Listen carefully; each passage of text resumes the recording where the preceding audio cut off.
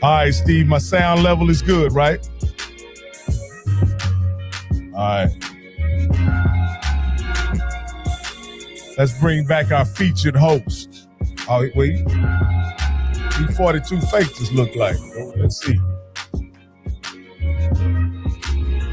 Hey, everybody out there listening, if you can hear me good, type 1, type 1.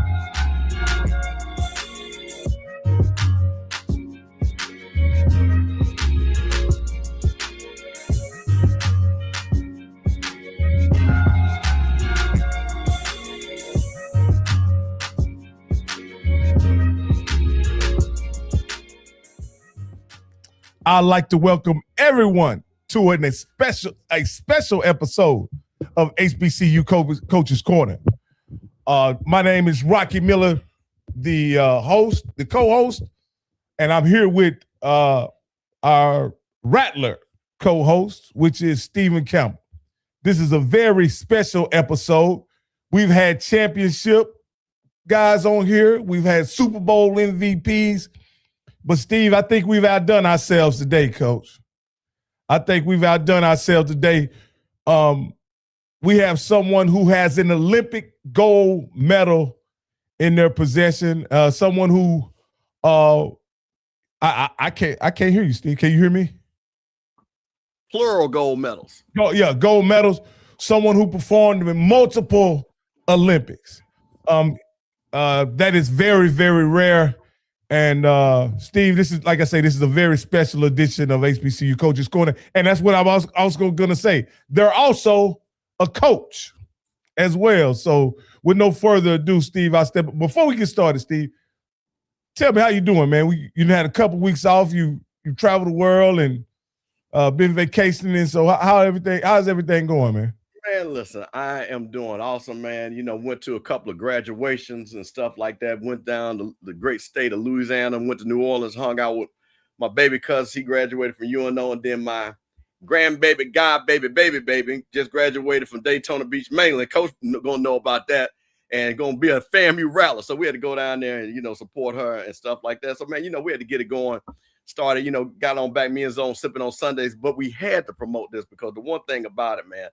And I always tell people, HBCU Coach's Corner is not just about football. It's not just about men's coaches.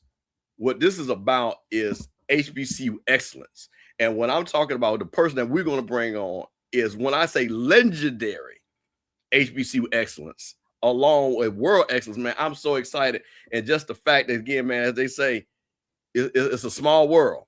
And the fact that my cousin, shout out to Dr. T.D. McNeil, who ran track for FAMU, kind of assisted in putting this together, man. I'm super excited because I think also, too, it's very important, Rock. I talk about this all the time. We got a lot of young people that watch this show. And sometimes people, they see people and they think, Allison Felix and people like that, just start running and stuff like that. But there's a legacy of people that brought them to the attention where they're at right now. And especially this 1984 Olympic team was really the first of the TV generation Olympics, as a lot of people like to say, and stuff like that. So she was part of that. And man, so I'm gonna get it started, man. So listen, man, I am proud to introduce Olympic champion, national champion, legendary HBCU track legend, world legend, and as they say from the folks down there in Jacksonville, they call her Cheese, but we're going to give her proper respect. Coach Chandra Cheeseborough-Guice from Tennessee State, also a Tigerbelle. Thank you. Thank you for having me. Awesome. Coach, how are you doing? I'm doing good. Excited about the incoming season. I lost a lot of student athletes to graduation, so that's a good thing, right? But been out recruiting really hard, and my men team are doing well. So we're doing good this summer. Yeah, just plugging in. Well, that is awesome, Coach. Right now, like I said, we got the NCAA track and field. We'll probably ask you a little bit about that, and stuff like that. You participate in those things. But, Coach, I just want to, I want to go back and say why it's so important to have a person like you on this show. Because, as you well know, coming from an HBCU is not easy. It's not one of those big, legendary, the LSUs and the Tennessees and the Arkansas and stuff like that. But for us, the first, and I still say to this very day, the original legendary track team was Tennessee State. What coach was it? It was Tennessee A&I, right? It was Tennessee A&I. You're correct, but the Tigerbelles. That's the ring to it. The Tigerbelles, yes. So, coach, you got to think about this. Coach, now think about this. Now, you know we've heard names, and you know the Bad Boy Pistons, the Fab Five, but y'all started that thing with that nickname that was international. You know what I'm saying? When you heard the Tigerbelles, and coach, you know what? I tell you what, that's a great place to start. Why don't we start there? Because you were coached by the legendary Ed Temple. How did the name again come of the Tigerbelles? And let's talk about some of the people that gave that name its greatness and where that started from. Well, it was a news reporter sat down with Coach Temple and named the Tigerbelles. He just didn't want to be the Tigerettes or anything like that. So I'm not sure what the news reporter name was, but there was a news reporter that gave the Tigerbelles their original name. And when it was named, Wilma Rudolph and Walmy Tyus, Edith McGuire, Madeline Manning, May Fags, all of those ladies, you know, put Tennessee State on the map and world-renowned Tigerbelles. That is amazing. And coach, and again, that dominance really, and the Tigerbelle legend was created in the 1960 Olympics. Yes. Wilma Rudolph, and then went on to 64 and 68.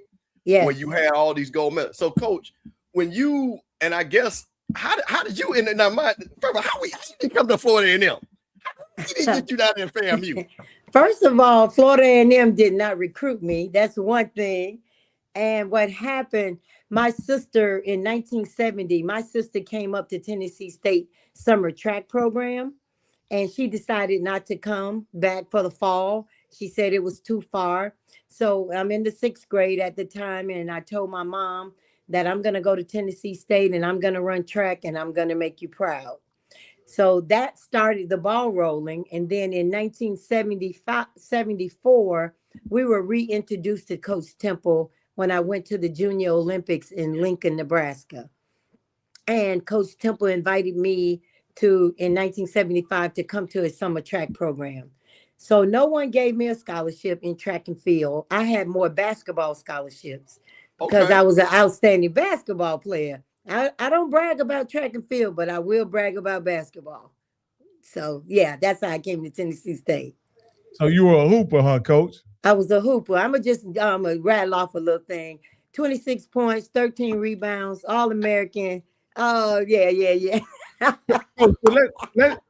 Coach, before you go to college, Coach, you're one of the few what I would call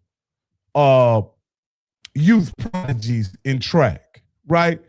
Can you tell us, I know I've done my research, but can you tell us, how did you end up as a teenager performing at the Olympic trials and things of that nature? What got you to that point back in what it was in 1976?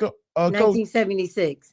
Okay. After winning the gold medal in the 200 in the Pan American Games, new kid on the block, and age, coach, because they didn't that know was age 16.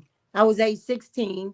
I won the gold medal out of lane 1 in the 200 meters in Mexico City.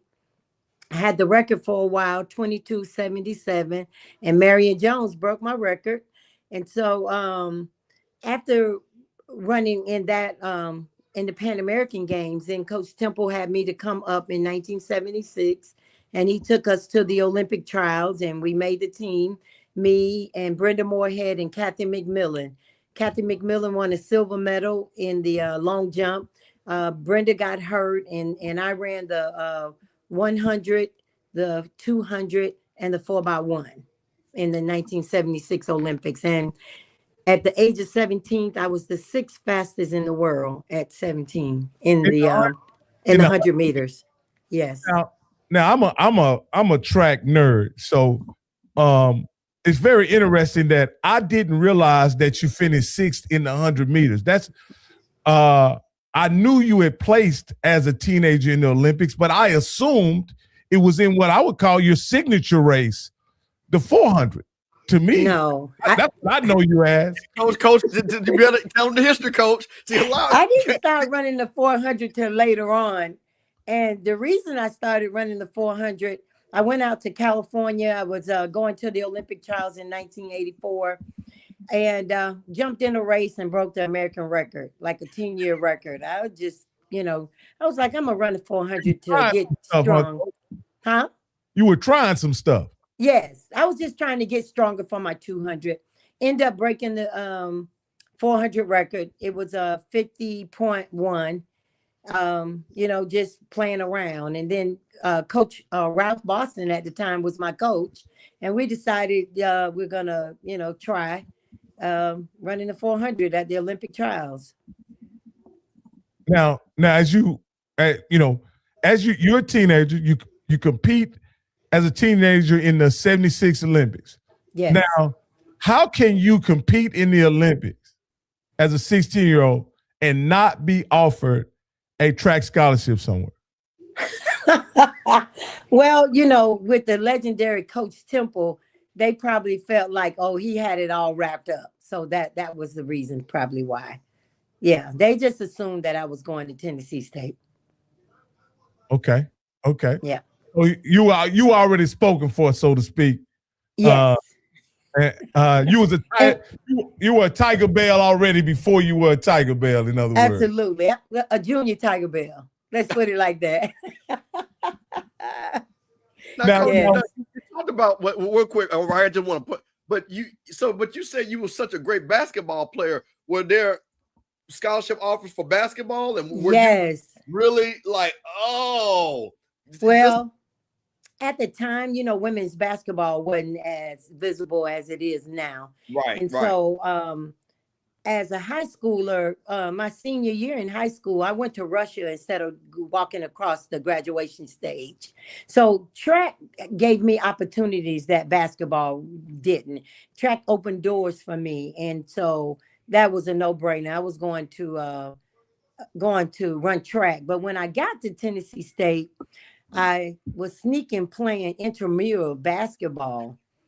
And the basketball coach went to Coach Temple and asked, could I play basketball? And if anyone knew Coach Temple, he speaks like he says, but you go get you a Chandra Cheeseborough like I did. And that was the end of the story.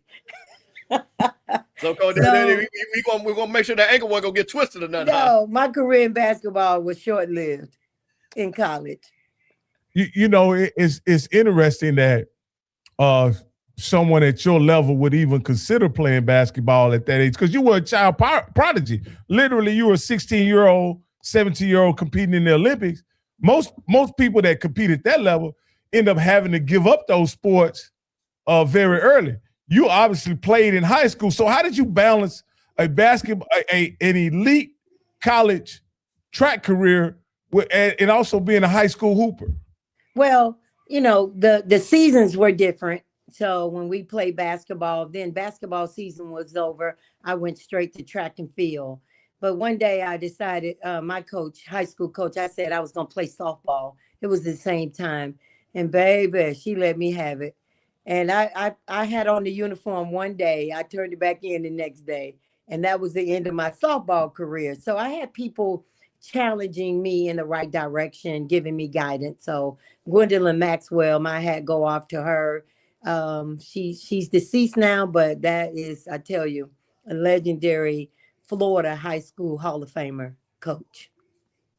Oh, that's awesome, Coach. So you end up going to you're at Tennessee. When you get on campus, you've already been an Olympian. What is that experience like, being on campus and people already knowing who you are and anticipating you doing great things as you matriculate into college? Well, for us, it felt normal because we had so many Olympians to come before us. So we was just a number, really. It was the next era. So I would say Coach Temple had 3 eras of, first with Wilma in her era. Then the second era was with Wyman Tyus and Edith McGuire, Madeline Manning. That was the era, Martha Watson. And then comes Brenda Moorhead, Chandra Cheeseborough, and Kathy McMillan. So, it just felt like we just fell in and we did our thing and, didn't want to disappoint our coach. Wow. Coach, look, I tell you what, for again, and we always, and this is very important for me, we want to give people a little bit of history lesson. Coach, why don't you tell people about Ed Temple a little bit and his greatness and who he was? Because a lot of people, people will Google things and they'll, they hear the legendary Ed Temple and stuff like that. But we're talking about a coach that's on the Mount Rushmore of track and field coaches, and things like that. And let's talk about, and Coach, as you know, like I said, because you know the history, you're talking about a person who had to deal with segregation. He had to have women that, and not only was there segregation, there misogyny and things like that. A black woman had to move totally different in these eras and things like that. But he coached these women and yourself again to be great. So tell people a little bit about Coach Temple and his greatness. Well, with Coach Temple, in my experience with him, he was a giant in track and field. I can remember Coach Temple, nothing negative have I ever heard of Coach Temple, and running with real fast women, right? But nothing negative. He was a father figure. He didn't play the radio. What he said, he meant. And he found out everything that we did on campus and off campus. People, and then I realized why and how he does it. Once he passed the baton to me, people volunteer your information on your people. So that's how I know what happened. But a great man, Again, Coach Wilma Rudolph. Coach Temple was ahead of his time. I don't know if you know the wickets that they use now in track and field, that they train over the little hurdles. We did that over milk crate boxes. Come on, Coach. Yes. And so my thing is, the things that we did with Coach Temple, they're doing it now. But again, Coach Temple was ahead of his time. Coach Temple was a teacher at Tennessee State. He taught sports psychology. If he teaches sports psychology today, he would be paid. So he was really ahead of his time and just a wonderful, awesome human being. Well, obviously, now one thing that I really want to know is, you were in Jacksonville, he's in Nashville, right? Yeah. How did you guys form a relationship while you were a teenager to where you guys were connected that way? So in 1970, my oldest sister was a high jumper, and my pastor of my church was Mrs. Temple's cousin.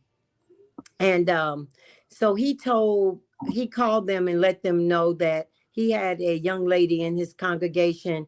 My sister was jumping 5'7" and with the Western roll. So if you know anything about the Western roll and you jumping 5'7", you really jumping. And that was before the flop had came into play. And so he invited her to his summer track program. She went there and she decided that Nashville was a little too far for her to go. And she told my mom that she didn't want to go back. And my mom begged Coach Temple, please give her a chance. And he said, no, I've given kids a chance and they really don't work out.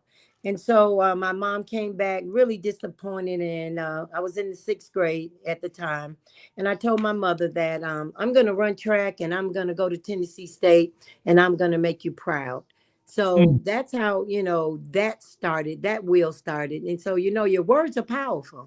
And so sometimes you put it out in the atmosphere and God can make it work as well. And in 74, we were reintroduced to Coach Temple. I was in Lincoln, Nebraska, running for Florida, the Region 4. And he saw me again and he invited me up the next year in 1975. And I made the Pan American team. That's amazing. As 14 years old running in Nebraska. 16. 16. Oh, okay. 15 14. and then 15 And then the next year I was So did y'all 16. have a legendary track club or something in Jacksonville that was No, we didn't. It was like the park and recreation we went oh, to. you was Yeah, that's how went to park and recreation, ran the summer track meet. One of my high school coaches challenged me. I bet you can't do this, and you know me. Yes, I can, and end up making the Junior Olympics. Yeah. that's incredible. That's incredible. Hey, Coach, let me ask you a quick question. Now, because you were a young lady, you like I said, you talking about 13. Now, were you one of the ones that the boys were like you beat them in the street? And Coach, would you just smoke them in the street, Coach, like we were young? Street fire. That was me. That would be me. Well, at a young age, my mom and dad had separated and divorced when I was young, and every weekend I would go to my father's house, and my stepbrothers, they would always have another person for me to run every weekend, and it was the boys, and I beat every boy and it was called Magnolia Garden. In Magnolia Garden, every weekend I had to race somebody new, and I did beat them. Yes. But my real story is in the 9th grade, I ran on the boys 4x1 relay team, and I anchored the boys 4x1, and we won the championship in the middle school. Oh man! Wait a minute, hold on now. Wait a minute. Wait a minute. Now I want you to say that real slow. You didn't lead, or you want to say you anchored? I anchored the boys 4x1, and we won. Now wait. Now okay. Now let's run this back. Now, like I said, this ain't the new era. Okay, well the coach like, Sam, just run it. I want the boy. Or it was just like because y'all were young, and the boys was like, okay, so my ego would be like, no, wait a minute, I go.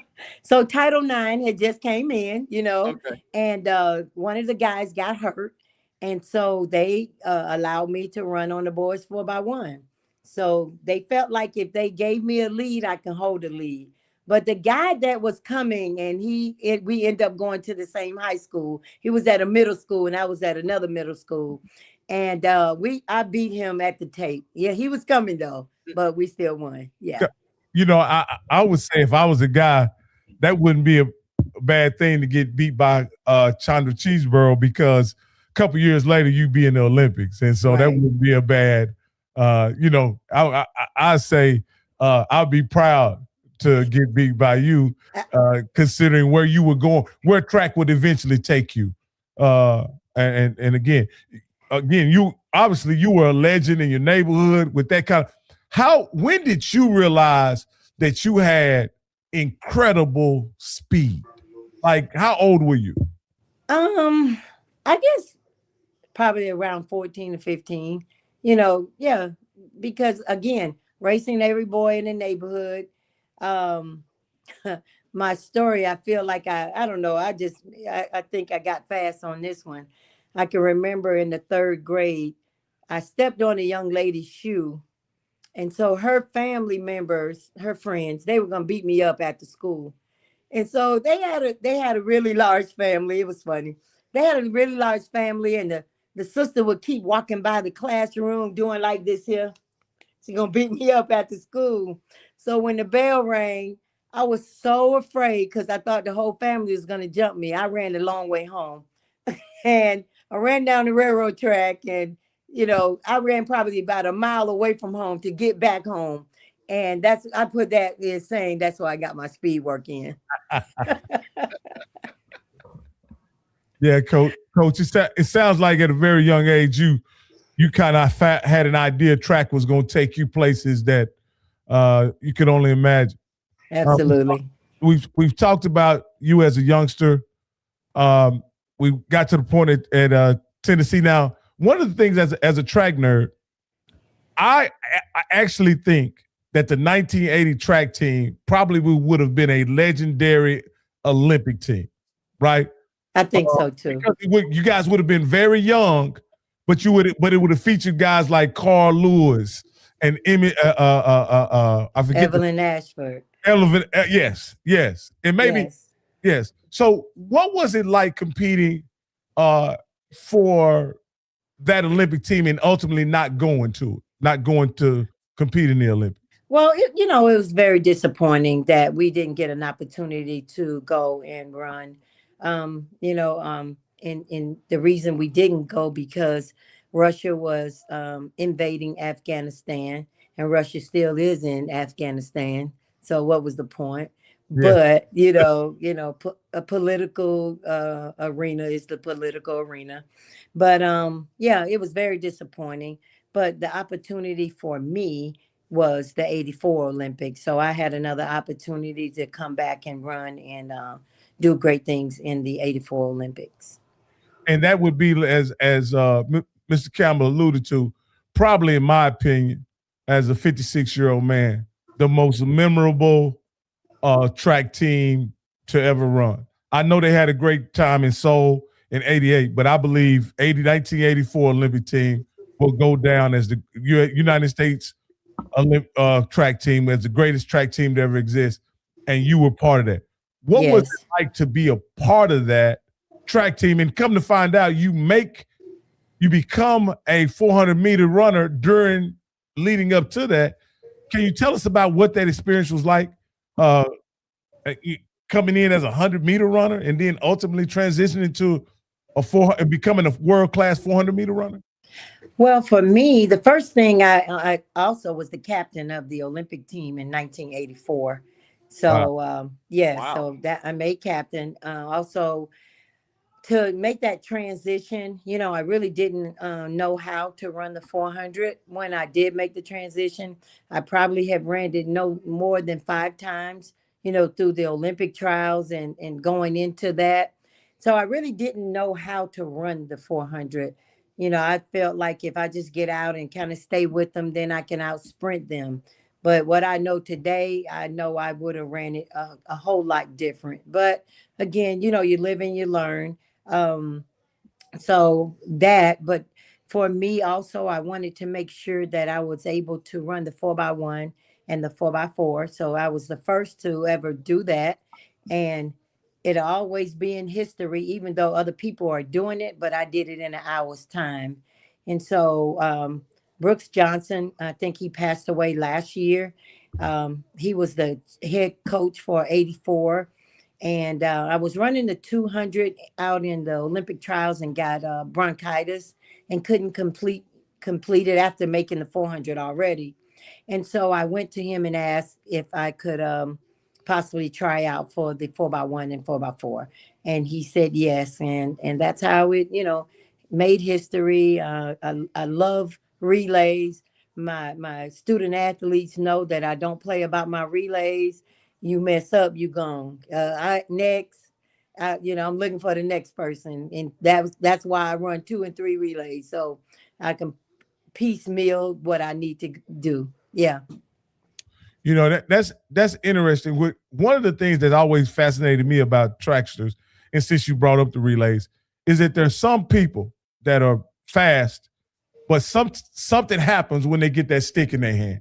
Did you characterize yourself as one of those one of those runners that when you got the stick in your hand, you could create magic? You Uh, know what? Not or- really. I think that coming from Tennessee State, it was something that Coach Temple taught. We learn how to exchange from both hands and receive from both hands. So, and the reason he did that, he said, if you ever make a U.S. team, you don't have to be limited to one leg. So, and most of the time when you get high school runners now, oh, I'm the anchor, And so we learn how to take it from each hand and receive it from, each. So that was the beauty of coming from Tennessee State. We were relay experts.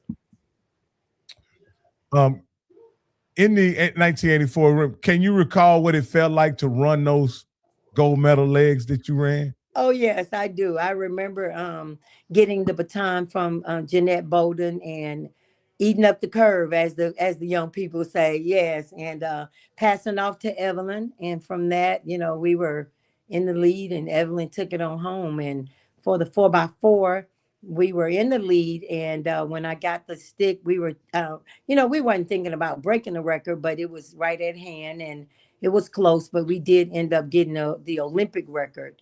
But yeah, it was exciting, and I mean, it was a fun time. Yes.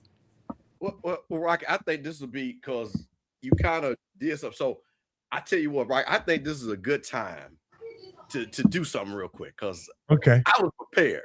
And I think we should do this right here. Since we talking, we just happen to be talking about this 100. Since we just happen to be talking about this 100. I just happen to have 100. You know what I'm saying? So I done got on the move to 4. So listen here for all you young folks. I'm gonna show you something. Now, mind you, in the history, and let me reset. HBCU Coaches Corner, Rocky Miller Channel, Rocky Miller, Steve Campbell, Mr. Campbell, and Coach Chandra Cheeseborough. Listen, we get ready to show you some Olympic history. And Coach, I had this, so we're gonna do 2 things. So we gonna, Coach, I'm gonna play this video, okay? And the legendary Al, and what was funny, I believe, I don't know, I think it was on the 100 too, but I definitely on OJ Simpson was a caller. Alex on it. So, Coach, Coach, we're gonna run this and then we're gonna get you on the other side because what you talked about real quick, okay? Sure. Well, Alice Brown is leading off for us. That's Bolden that you're looking at there. But Janet, Alice Brown had one excellent start in the semifinal this morning. She really made up the stagger on 2 of the runners. That's Chandra Cheeseborough. As you can see, she's already won her silver medal. Jeanette Bolden is the only one that hasn't won a medal here, so I guess she feels she has a lot at stake. And of course, that's the gold medal winner in the 100 meters, Evelyn Ashford. And we expect her anyway to have a real comfortable lead by the time she gets the baton. But once again, this is an excellent foursome, and they have an excellent chance of breaking a world record. But they're going to have a little better passing than they had this morning. This girl this morning, Alice Brown, was absolutely amazing. She literally caught the girl in front of her before they were halfway through the turn, and I expect her to get out real fast again in this race. The United States running 42.59 in the semis. Just about a second under the world mark, which is 41.60. They're in an ideal lane. They're in lane 5. They get to look at one of their major competitors. The main competition should be lane 6, Canada, and lane 2, Jamaica. So they'll see one of the teams that if there's a team here that can push them, one of the teams that may be able to push that. Alice Brown to lead off for the United States in lane 5, and it is a very good start for Alice Brown as she approaches Jeanette Bolden for the first pass, and it is Bolden who takes the baton. It's France looking good too on the outside, but Bolden with Trinidad inside of her, ready to give it to Chandra Cheeseborough, who'll be running in both relays today. There's Cheese, number 370. Chandra Cheeseborough really turning it around the curve, and Evelyn Ashford is waiting for the baton. So the U.S. team is out in front, and here comes Evelyn with a tremendous lead. Will they get the world record? Ashford sprinting for the line. They're going to win this one by 15 meters, and it's Ashford crossing the line in 41.65. 12 100ths off the world mark, and only 5 100ths off the Olympic record. So Brown and Bolden and Cheeseborough and Ashford win the gold. Canada winds up second, and Great Britain finishes third. Coach. Yes. Wait a minute, now, Coach. Wait a minute, now, Coach. Coach, wait, right? I just think I said Coach said she ate that thing up. Did Coach not just say that earlier? Yes, she ate that thing up. Coach, I need to Rocky. I think I might need to run Coach's leg one more time. I'm sorry, y'all gonna have to indulge me just on this one more time. Wait a minute, y'all just indulge your boy one more time, okay? Because I think y'all gotta understand something now. First of all, Al Michaels, the voice of the Olympics. And when, Al was excited when he said cheese. Coach, he said cheese. Listen here, young folks. We just going to run this one more time, just where it starts at one more time. Because I think folks need to understand the level of talent that was rolling. Just about a second under the world mark, which is 41.60. They're in an ideal lane. They're in lane 5. They get to look at one of their major competitors. The main competition should be lane 6, Canada, and lane 2, Jamaica. So they'll see one of the teams that if there's a team that can push them, one of the teams that may be able to push that. Alice Brown to lead off for the United States in lane 5. And it is a very good start for Alice Brown as she approaches Jeanette Bolden for the first pass. And it is Bolden who takes the baton. It's France looking good, too, on the outside. But Bolden with Trinidad inside of her, ready to give it to Chandra Cheeseborough, who'll be running in both relays today. There's Cheese, number 370. Chandra Cheeseborough really turning it on, coming around the curve, and Evelyn Ashford is waiting for the baton. So the U.S. team is down in front, and here comes Evelyn with a tremendous lead. Will they get the world record? Ashford sprinting for the line. They're going to win this one by 15 meters, and it's Ashford crossing the line in 41.65. Coach, the man said you winning that thing by 50. Coach,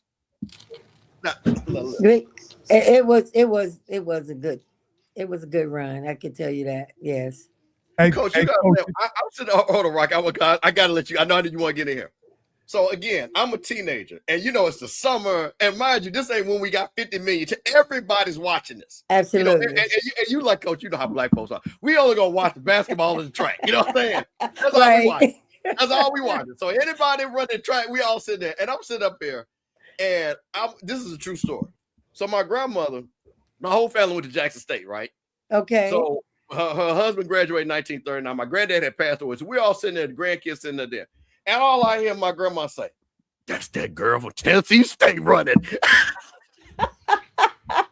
Oh, can you talk about and I want you to name names of the women, the Hall of Famers that you ran with on that 100 and that was on this track team at this time. Just tell people some of these names that, again, people, know these names and stuff now, but this is, again, Coach, and I know you talk about this.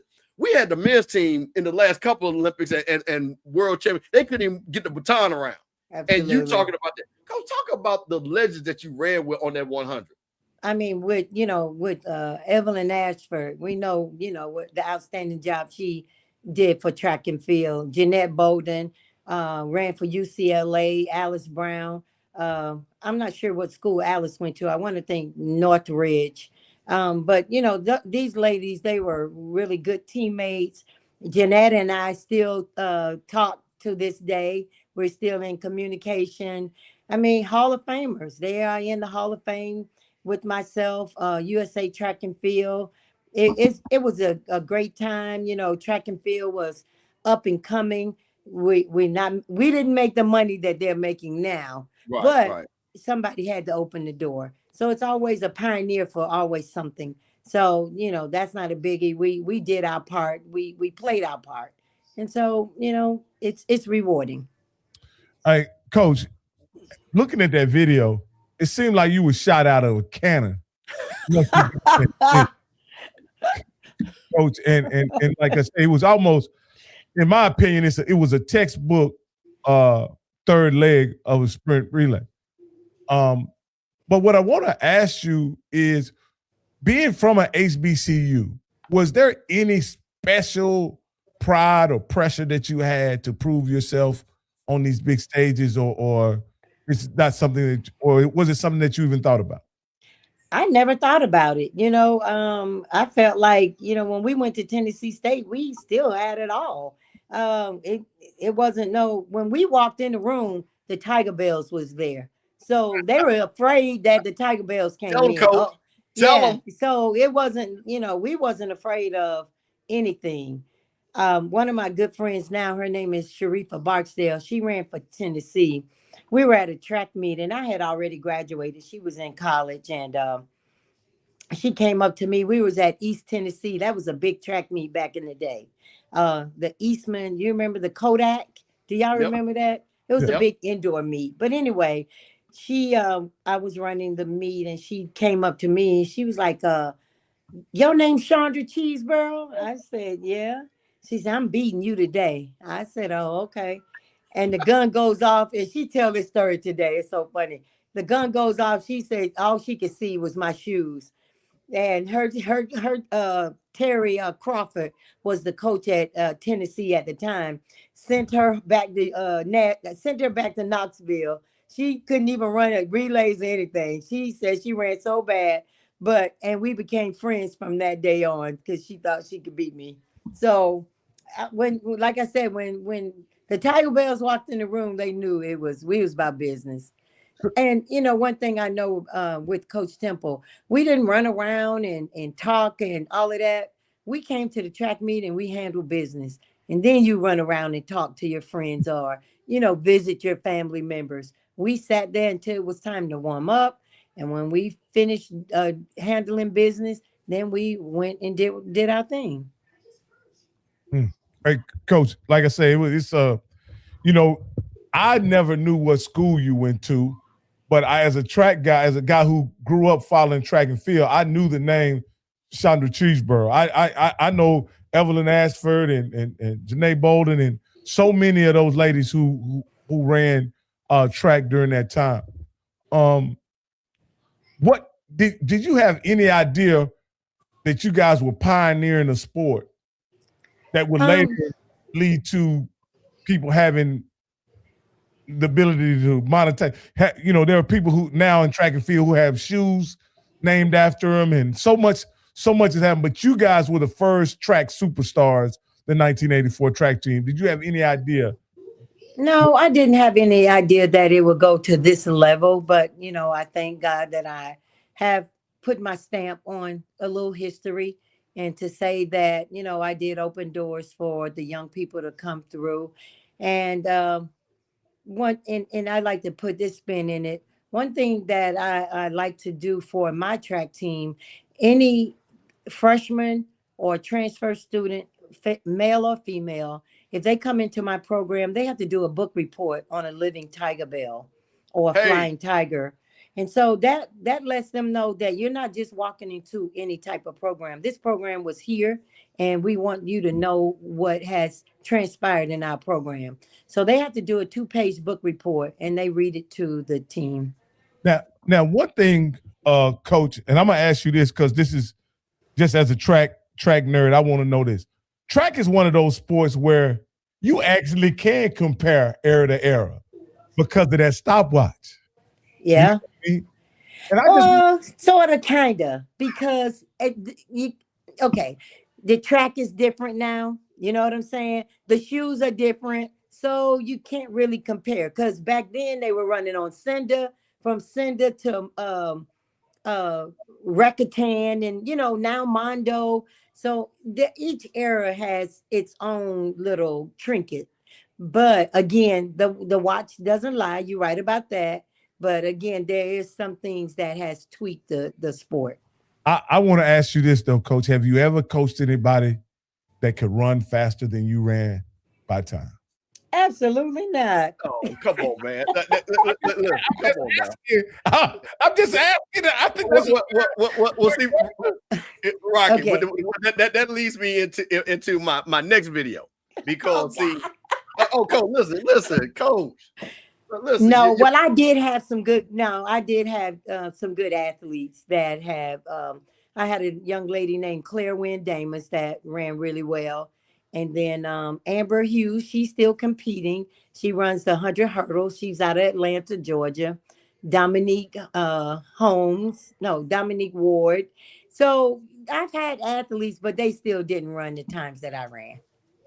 With all the advancements, you mentioned the Mondo, the Rakuten, the shoes, they still so that's what I mean by you can compare eras to eras legitimately just by using the clock. Now, if you want to split hairs, I mean about I think the surfaces matter, but when you talk about at the very top levels like yourself, I think those times have to matter. And if you I mean, those times matter. Like the times, like what do you say? You were the first woman to run under 22 seconds. If I'm doing my research, yeah. One of two, Evelyn and myself, we went under. Yeah, at the outdoor championship in Indianapolis. Evelyn went 21 something, and I also went 21 something. So we were the first two to do it. Wow. Yeah. Now, Coach, I've got this one right here that This is the disappoint one. Yeah, because see that, because I got one more, because I got Cole. We got to get there. But this is the one I want you to talk about. Now, let me make sure I'm correct. You guys ran all the individual events first and then the relays, correct? Yes. Okay. So you coming in here now, Coach, and let's reset this, because again, you said that this was not your natural sport. I mean, your natural that you race that you ran. Right. And you're sitting up here in the Olympic finals of 400. You've got your teammate, Valerie Briscoe-Hooks, and look, and all y'all. Did y'all sit up there and say, hey, man, we about to go 1, 2, 3 on this thing? Did y'all even talk about that, man? We did not talk about that. Not at all. I mean, we all came from different camps. So, yeah, we were cordial, but not, homegirls. So we all came from different camps, and we, wanted to win. So, yeah. So, Coach, I'm going to play this video. Coach, folks got to know the greatness that we got on here and stuff. So this is the 400 meters. Okay, Coach, this is what Coach, like she said, this what she won a silver medal. So let's play this right here. About ready to take place with 3 Americans in lanes 5, 7, and 8. As you look at the lineup there, Thiem of West Germany, Marita Payne of Canada, Charmaine Crooks of Canada, Ruth Waithera of Kenya. And then in lane 5, Valerie Briscoe-Hooks of the United States, won her semi in a time of 51.14. 49.79 is her best ever. Hometown girl at the age of 24, seeking the gold medal. Next to her will be Catherine Cook of Great Britain in lane 6, and then the other 2 Americans will run side by side as they run in their lanes all the way around. There's Catherine Cook of Great Britain, and she could win a medal. Chandra Cheeseborough of the United States, 49.28, 3-time Olympic team member, as you can see, the American record holder. Next to her, running on the outside, will be Lily Leatherwood. This is an event that was first held, OJ, in the Olympics in 1964, and the United States is seeking its first gold medal. And its second medal overall. As you know, we've only won one, a bronze in 72, and that was Kathy Hammond. But Chandra Cheeseborough and Valerie Briscoe-Hooks, if they run their personal best, they should run 1-2 in this race. But I think there's a joker in this deck, a runner. If you look at lane 6, Catherine Cook, with the speed of this race, she ran 3rd in the World Championship last year, and I think she's been sandbagged in the trials, and I expect her to be with Hooks and Cheeseborough coming down the straightaway to see who gets the gold here. Crowd is quieting down. They were responding to a hammer throw. Now it's quiet for the start. The U.S. ladies in 5, 7, and 8. And it is a good start for Valerie Briscoe-Hooks in lane 5, and also Catherine Cook of Great Britain in lane 6 has the lead. But here comes Briscoe-Hooks up on the inside of her in lane 5. You've got Leatherwood in 8, and you've got Cheeseborough in 7. And the race is all on the outside right now. Well, normally it's about now that Cheeseborough makes her move. She's a sprinter. She feels that she stays close. She can outrun these girls down the final straightaway, final 100 meters. And she has her work cut out for her now, because Valerie Briscoe-Hooks is looking very good. Here comes Briscoe-Hooks. You've got Cheeseborough on the outside in 7. The Americans will run 1-2, but who will win the gold? It's Briscoe-Hooks in 5 and Cheeseborough. It's Valerie Briscoe-Hooks who wins it. Cheeseborough is 2nd. Catherine Cook lines up 3rd. Coach, you knew you were gonna run it down. Coach, when I heard that, Coach, did you like, I'm about to run it down? I tried. I believe if I would have got out a little quicker, it would have been a different result. So yeah. Coach, like I said, go ahead. No, I was just gonna say, you didn't see, the people that run it now seem like they about to pass out after they finish. Coach, you seem pretty fresh after your race. You were in great condition, looked like. I was mad. That was mad. I was mad that I didn't catch her. That's all that was. Now, Coach, here's the thing, and again, OJ Simpson, how was it? Because you were a sprinter, and you know, and again, because it's very rare. I mean, I guess you see Gabby Thomas. I think she did it. I think she runs the 2 and the 400, and they had her on the 100 in the Olympics and stuff. But it's very rare that you see somebody go from the 4 down to the 100. Was that because you were a sprinter? And maybe, and this goes back to the legendary, the endurance to maintain that speed? Was this something that was everybody at Tennessee State, the level of endurance that you all had? That's why you guys could do all these run these different races? I believe it was a level of endurance. Now, when I ran in '84, I was not practicing with Tennessee State. Okay. I was, but I was practicing with Ralph Boston and Terry Long, that he was out of Florida. But going back to Tennessee State, when we did our fall training, we trained in Converses, and they had 5-pound weights built in the shoe. Wow. So that's what I tell you. Coach Temple was ahead of his time. The Converse had a 5-pound weight built in the base of the shoe, and we used to run through it was our cross-country course, whether we ran the park or he called it the tanks. The tanks are still there. It's a gas tanks are down in our area, and we trained there for our fall training with those 5-pound weight Converses. That's torture, Coach. That's hard work. Now, Coach, I got your last race that we're going to show, of course, and this is the 4x400, where you got your other goal at. Coach, now, all right, now let's set this up. Now, you ran both of the races within hours. So this is the first race you ran, correct? Yes. Okay. Now Now this is out of LA. It's hot and everything. What time was this you ran this race? Do you remember? I do not remember. I don't. Was it morning or more afternoon? Or it's morning, probably in the afternoon. Okay. Yeah. Normally the 4x4 is later on in the day. So it was, it was afternoon. So you ran the 4x4 first, and then you ran the 100 after that, right? Is that correct? The 4x1. We had trials. We had different days, not the 100. I only ran the 400 in '84, and then the 4x1 and the 4x4. So both relays so in were. '84, you ran the 4x4 and won a medal. Both relays were on the same day. Right, that's what I'm saying. I was just saying which one was first. Which relay was first? I don't remember. Oh, okay. All right. Yeah, more than likely it could have been the 4x1. 4x1. I think it was 4x1. Yes. Okay. Because he said it. Because I had already won the silver, and then the relay came, and that was my second. That was my first goal. Okay. Yeah. You're right. You're right. All right. So this is Coach in the 4x400. She won't be able to see where her competition is, but this team is so strong. I don't think there's anybody here that can beat them, or challenge them for that matter. I don't think they're going to be pushed. So everybody knew about Carl Lewis and thought about Lewis winning 4, and he's done that, and very few people had ever heard of Valerie Briscoe-Hooks, but she is on her way to a possible 3rd gold medal. And also Chandra Cheeseborough will write her name into the record books as well today, because she has already won a gold medal. She did that about an hour ago, and Chandra will run the anchor leg here, so she'll be attempting to win her 2nd gold medal in a little more than an hour. Yeah, she has an excellent collection now. She has a silver from the Open 400 and 2 golds, and on your mark, I guess she's pretty happy about that. U.S. running in lane 8 at the outset. Now, the first runners stay in their lanes all the way around, and the second runners stay in their lanes until they hit the back straightaway. This was the race, the men's race yesterday, in which we had the controversial exchange where McCoy ran inside. There was a protest filed, but it was disallowed.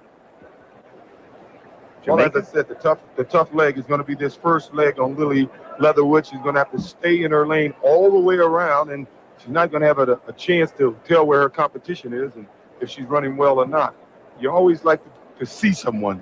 When you see them, you feel that you're competing against them, and it enables you to run a little harder. Lane 7 is vacant. Puerto Rico scratching, so it's Lily Leatherwood, who ran in the Open 400, who goes out very fast. Leatherwood finished 5th in that race, and also Dana Wright running for Canada, looking very good as well, and Great Britain's Michelle Scott in lane 2. Lily Leatherwood with a very big lead. The world record in this event, 3:15.92, East Germany in 1984, earlier this year. Now you realize not only is the stagger geared for one complete time around the track, but they have to do another half turn around the track in lane. So this is somewhat misleading, this lead we have, but I still think Lily has given him a slight lead here. It's a bigger lead than you would have in a regular 400, and you'll see it as they straighten out down the backstretch. You'll know exactly how far the United States is out in front, if indeed they're able to maintain it, with Sherry Howard taking the baton, and the team from Canada, Dana Wright, came up very strongly at the end of that first leg and picked up a lot of ground, and Jillian Richardson is now running lane 2. So Canada giving the American team a battle, and now they can cut for the inside. Sherry Howard, whose sister ran in one of the heats the other day on the relay team, she has the lead. It will be Briscoe Hooks running the third leg, and then Cheeseborough. And Canadians have Charmaine Cooks and Merida Payne running their second 2 legs, so it should be interesting, even though our girls have better open times. Cheeseborough and Valerie Briscoe Hooks. Sherry Howard, who was an Olympian in 1980, though she had no place to go with a boycott. She was 15 years old at the time. So the 19-year-old coming down the straightaway, and Valerie Briscoe Hooks will be taking the baton with a big lead as Valerie seeks a third gold medal. Here she is on leg 3 with Great Britain running second. And they have an excellent time going for them. If Valerie can run a sub 52nd and Cheese run a sub 52nd, we could see another Olympic record here. I doubt if they can get the East Germans world record of 3:15.92, but I think they definitely have a chance of getting the Olympic record. There's Nordquist. We watch him live as that goes on simultaneously. 7.4 and 1/4. He is up and over with Dwight Stones at that height. So Doug Nordquist still alive in the high jump. Meanwhile, Valerie Briscoe Hooks with a giant-sized lead, and she is well on her way to a third gold medal. Canada is in second place. West Germany is now third, and Chandra Cheeseborough, who just won a gold medal a little bit more than an hour ago, will take the baton and try to win yet another gold. A big lead for Cheese. Well, she's got her work cut out for her if they're going to get this record. I'm sure all she wants to do is run hard. She'd like to get the record, but she doesn't want to tie up or anything. It's going to be virtually impossible for her to be caught right here. She was a sprinter who stretched it out. She says she hates the 4, but she's going to love the gold if she can hold on. Running the anchor for Canada is Marita Payne, and a big lead for Cheese. Well, you see the world record posted there, but I don't think they're going to get there, but they have one heck of a chance of breaking this Olympic record. Olympic record 3:19.23. Chandra Cheeseborough. And they're giving the world record a shot here. Here she comes. 3:15.92, the world get mark. it. Not quite. Nope, she won't get that, but will she get the Olympic record, which is 3:19.23? Yes! They set the Olympic record. Cheeseborough wins her second gold in an hour. Valerie Briscoe Hooks wins her third gold. Lily Leatherwood and Sherry Howard also earning gold medals for the United States in the women's 4x400 meter relay. Coach. Yes. Coach. Al Michael said you didn't like the 400. I didn't. Coach, I got to say this because we're, and I'm saying this. Listen, you all were some beautiful Black women. Coach, y'all was fly. Coach, you come around there looking like that. Coach, did you have all the guys trying to get your number, Coach? Because you come around there smoking like that, breaking them records. Coach. Coach. Okay, Rocky, what's your question? Coach with the heartbreaker, Rocky. Coach. Hey, Mr. Campbell, you don't have to ask the obvious, Mr. Campbell. You know the routine. I'll ask this. Okay. It was and I'll be quite blunt with you, Coach. The American track team 1934 was the first time that I had seen very attractive women roll out and compete in athletics. I'm just going to be perfectly honest with you. I had seen, you got to remember, a couple years before, Cheryl Miller had won the national championship in basketball, and University of Texas had won, but they had a different style to them. You guys came out as beautiful women competing at the very highest level in sports. Did you guys realize that you guys were setting a precedence when you talk about that? Because to me, you guys were the predecessors to what would ultimately become a fashion show in track and field. Can you tell us about that? I don't think that we really thought about it. I think that, it was just something with Coach Temple. Coach Temple, he didn't play. He wanted your hair straightened, and he made sure that you look good, He said you're going to run like a ox, but you're going to look like a fox. So, come on, Coach. So Coach Temple didn't play. He made sure, like especially when back in the day when Wilma and them, oh, they were sharp. They was dressed to the nines. And so it was just something that we felt like we got to do it too. And for me, I love shopping. I can remember when we would go to Madison Square Garden and I would take my per diem money and go to Macy's and I would go shopping instead of going eating and stuff like that. And he knew it, but I get the little bite, but I'm going shopping. So I mean, and my red lipstick, that was my signature. So it was just something that, we like looking good and we like stepping out looking good and we ran good. So now let me ask you this, because everybody knows the legend that is FloJo. Right. Mhm. Did she try out for this Olympic team in 1984? Yes, she made the 84 team, but she may have, I think she got second in the 200. Yeah, she ran the 200. Yeah, she ran the 200, she got second. But she had her big breakout year in 88. Mhm. Let me ask you this here, Coach. Had you qualified for the Olympics in the 200, would you have done the double? Yes, I would have, but like I said, I got bronchitis, couldn't breathe, and you know how the smog out there in California, it was difficult, running around. And I can remember with going back to FloJo, we were practicing the relays and we were going to various meets, and I had to pass the baton off to FloJo. I think I ran first leg this time. We was at San Diego State, somewhere like that. And I passed the stick off and broke off FloJo nails. And she picked her nails up and glued them back on. That's my memory of FloJo. I mean, I hit that stick in her hand so hard, her nails came off. She scooped them up and put them right back together again. Yeah.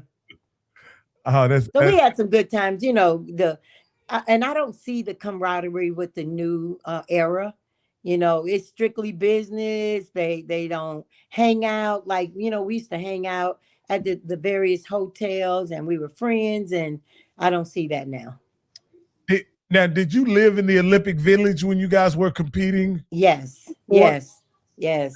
Now, what are some, what was your Olympic experience like? What are some other people that you got a chance to meet and during that time? Just some people that we may know.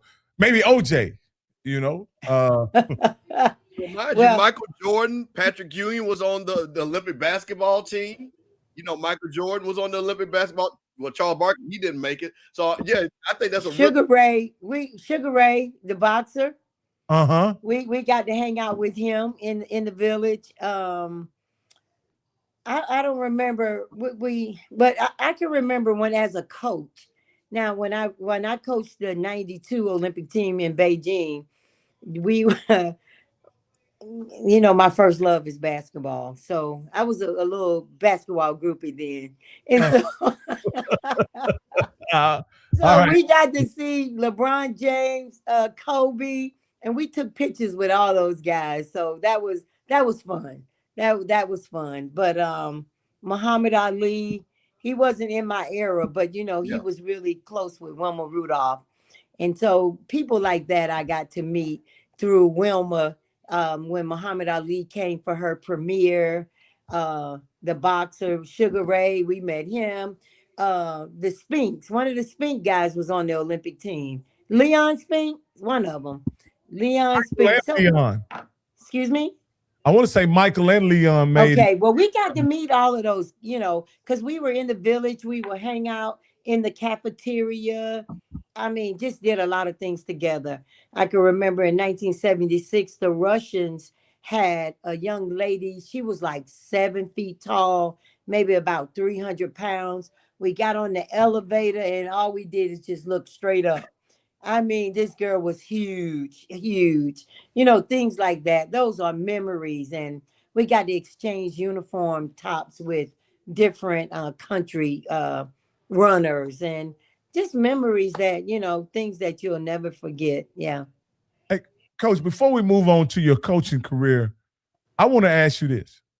You got Olympic medals, you got national, you got like, when I was looking up your national championships, it looked like a dozen. It may have just been about 10, but it looked like you had so many NCAA championships that it was, But my question to you, what are you most proud of as a competitor? All your accomplishments that you have as a competitor, what are you most proud of? I think being a 16-year-old and being the sixth fastest in the world at the age of 16, I think that's a great feat. Yeah. That's incredible. Let me ask you this: has anybody come close to that since you've done it? I'm quite sure we've had some youngsters too. I don't know if they were 16 or 17, but they're running really fast now. A lot of young people. And sometimes I think they may need to slow down a little bit. I don't know. I have my qualms on that because I feel like we're pushing young people too fast, and they're not being children. They're not being children. That's what I'll say. We're chasing the dollar opposed to allowing young people to be young people, and then they're here today and gone tomorrow. It's no longevity. So yeah. And Coach, can you tell us how you matriculated from a world-class athlete into coaching and to ultimately be the head track coach at Tennessee State? So once I graduated, I pursued my career in track and field. And then in 1990, 93, at the end of 93, Coach Temple had called and he asked me to apply for the job. And I was like, I ain't going back to Nashville. I don't want to go to Nashville. And so I didn't apply. Then the next time Coach Temple called, he had Wilma Rudolph on the phone. And Wilma and I were really good friends. And so Wilma said that Coach Temple feel like you can really do a good job and he really wants you to apply and take over the program. So I did. I applied for the program and it was 44 applicants. It went down to 11, from 11 to 4. And 31 years later, I am the director of Tennessee State men and women's track and field. Oh, that's amazing. That's absolutely. Thank you. To have, one thing that to be honest with you, Coach Cheeseborough, I've only been following HBCU sports for the last 5 years. But in modern athletics among HBCUs, I don't know. I don't think that I've either talked to, interviewed anybody who's had that much longevity in the modern athletics in HBCUs. I know Campbell is the HBCU historian, but you may be the longest tenured coach currently in HBCU athletics because I could be. Yeah. Because there has been a tremendous amount of turnover the last 5 years at so many programs in so many sports. What do you attribute to your ability to be at Tennessee State for so long? Well, winning helps. Yeah. Winning helps. But, when I first took the job, I asked the Lord to not allow me to chase the dollar. And from that, and I had opportunities. UT had given me an opportunity to come and be an assistant coach, but the Lord said that wasn't it. And then Tulane University offered me a director, and that was before I was a director at Tennessee State.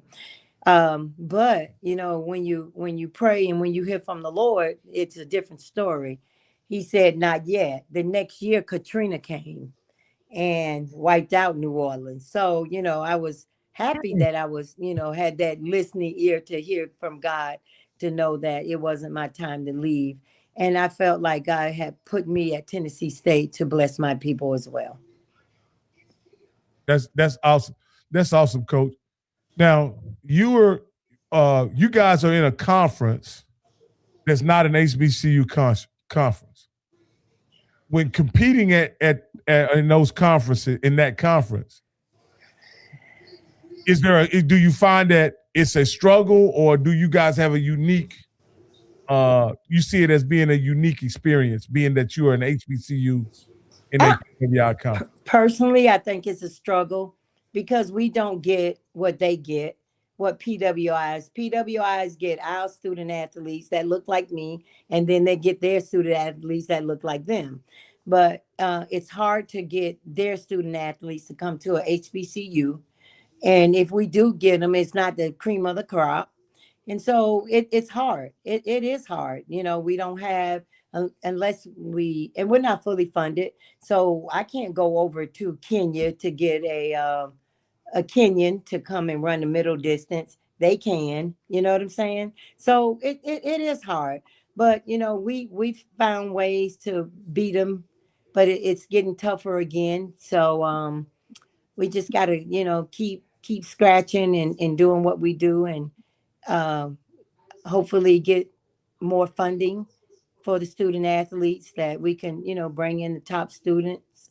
And so that was make the difference. And, you know, I know it's not all about winning all the time. You win when you cross the stage. That's a win. And so we had 8, like I said, we got about 8 student athletes that walked across the stage. Or if they're not walking, you know, they didn't walk in May, they will be walking in December. So that's winning. You know what I'm saying? So making sure that, you know, when you leave, because you can't run forever. So when you leave college, at least you have something to fall back on. You have that education. And what Coach Temple says, track opened the doors, but education keeps it open. Coach, it looks like you got one of your partners here. Tanya Jones, she said you both went to rebound in Jacksonville, class of 77. This is one of your partners? Tanya. We played basketball together.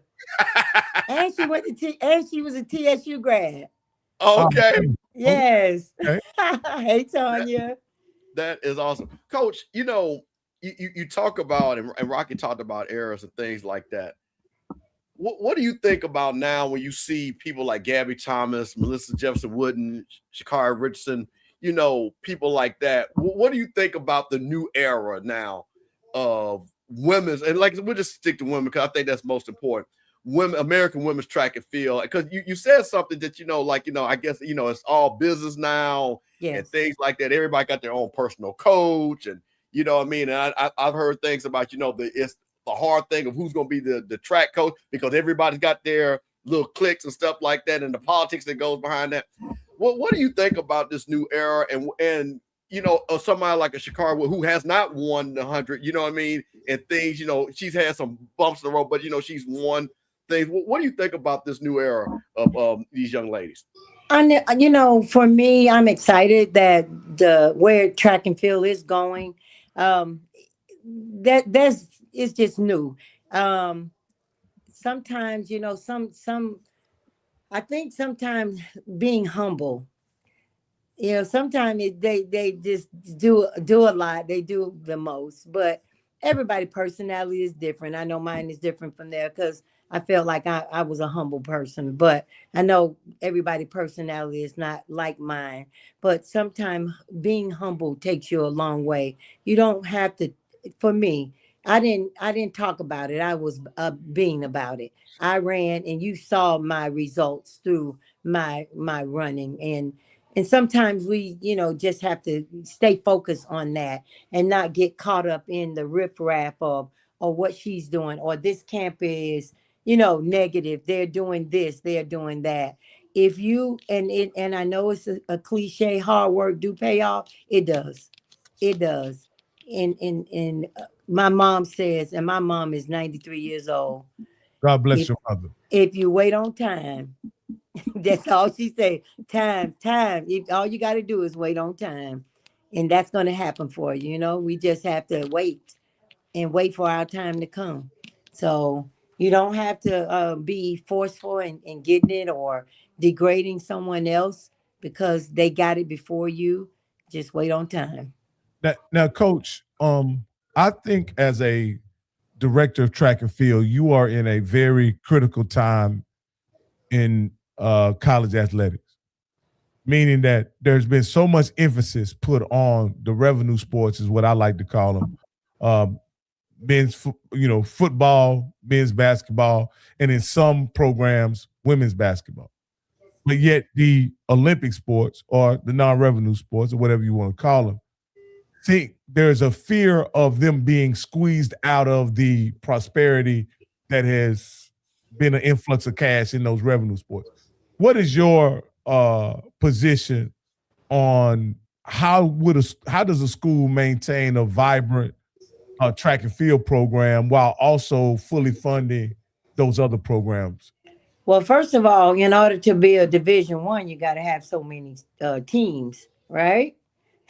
So, with my area, I coach cross country men and women. That's 2. Indoor track men and women. That's 4. Outdoor. So I coach 6 sports. Wow. Yes. So that means I'm holding up the bloodstained banner for a Division I level in order to be a Division I school. So you need those things, in order. Yeah, we don't get the money that we probably deserve, but we still make do of it. I've won with less, but I don't want to continue winning with less because the era has changed. Student athletes are not coming to your school because your school have a rich history. They want what can you do for me? They want the dollars. They want money. And so we have to do something different to get them there. Coach, let me jump in here because I'm the money guy, Coach. See, you talking my thing. So one of the things, and listen, HBCU Coaches Corner, Rocky Miller, the legend, Chandra Cheeseborough, you got a lot of alums that are listening to this show right now, right? And they know that you are Tennessee State. You are a Tigerbelle. How can they support the program directly? Is there a website where directly money can go directly to the track? Because listen, I know this thing, you send to the athletic department and all of a sudden it never gets to directly. And I'm saying this, Coach, because I do fundraising for FAMU. So we literally have, how they're restricted funds. When that money goes for my class, it goes to our class. So let's talk about that. Yeah, for sure. We have foundation accounts for men and women. If they earmark any money, I would earmark it to men's track foundation account or women's track foundation account. And those funds we could, it helps with travel or extra meals. Like when I have to have the kids there, like 2 weeks after conference is over to do, regular school is over, then I got to feed them. So those things right there go a long way when we get extra funds from alums or anyone that want to support our program. Well, Coach, I'm gonna tell you what me and Rocky gonna do. Me and Rocky gonna get together. Me and Rocky gonna put 50 apiece. We're gonna put that 100. And so here's what we're gonna do. Now, Rocky and I didn't go to Tennessee State, so I'm making the challenge. So okay. All y'all Tennessee State Tigers, how proud you are. That's what I'm saying. We beat Jack State. We beat FAMU. Blah blah blah. I'm gonna tell you, put your money where your mouth is, because this Rattler is gonna put his money where his mouth is, because we have got. See, this is the thing. And Coach, I'm gonna get on my soapbox. You ain't got to do it. I'm gonna do it for you. We want to be great. We want to brag about our schools and things like that. But then they get mad when they say, well, why Coach ain't winning OVC every year? Well, guess what? Coach could, because Coach knows how to win it if she had the funding. It's the same thing at Jack State. Like I told you, my family, Jack State family. Well, why Jack State ain't win? Well, guess what? You want Jack State to win, you got to give money. This is the era we've always been in the era, but it's even more pronounced, as Rocky has said. So I'm challenging because, like I said, everybody wants to brag. They went to Tennessee State and they got them big, nice cars and living in Nashville looking good. You have one of your living legends right here. That's why I wanted to make sure on the show. So you all need to support, because I tell you, she already told y'all folks be looking at her. And she's there for labor of love of the school and for God. So support your coach, y'all.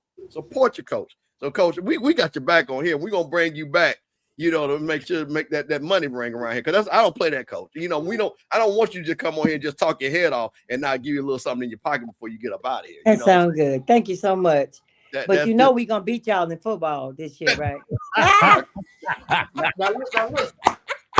see, okay. Now, which hat you want me to put on? It doesn't matter, because are you going to be there? Well, Coach, no, wait a minute. So listen, let me tell you, like I told you. See, I was raised Tiger Blue. I was educated by FAMU. You see how that works? Okay, I get it. What I'm telling you is, y'all play Jackson State, and my folks gonna be up there for Jack State. Okay. Y'all gonna lose that game. And then no.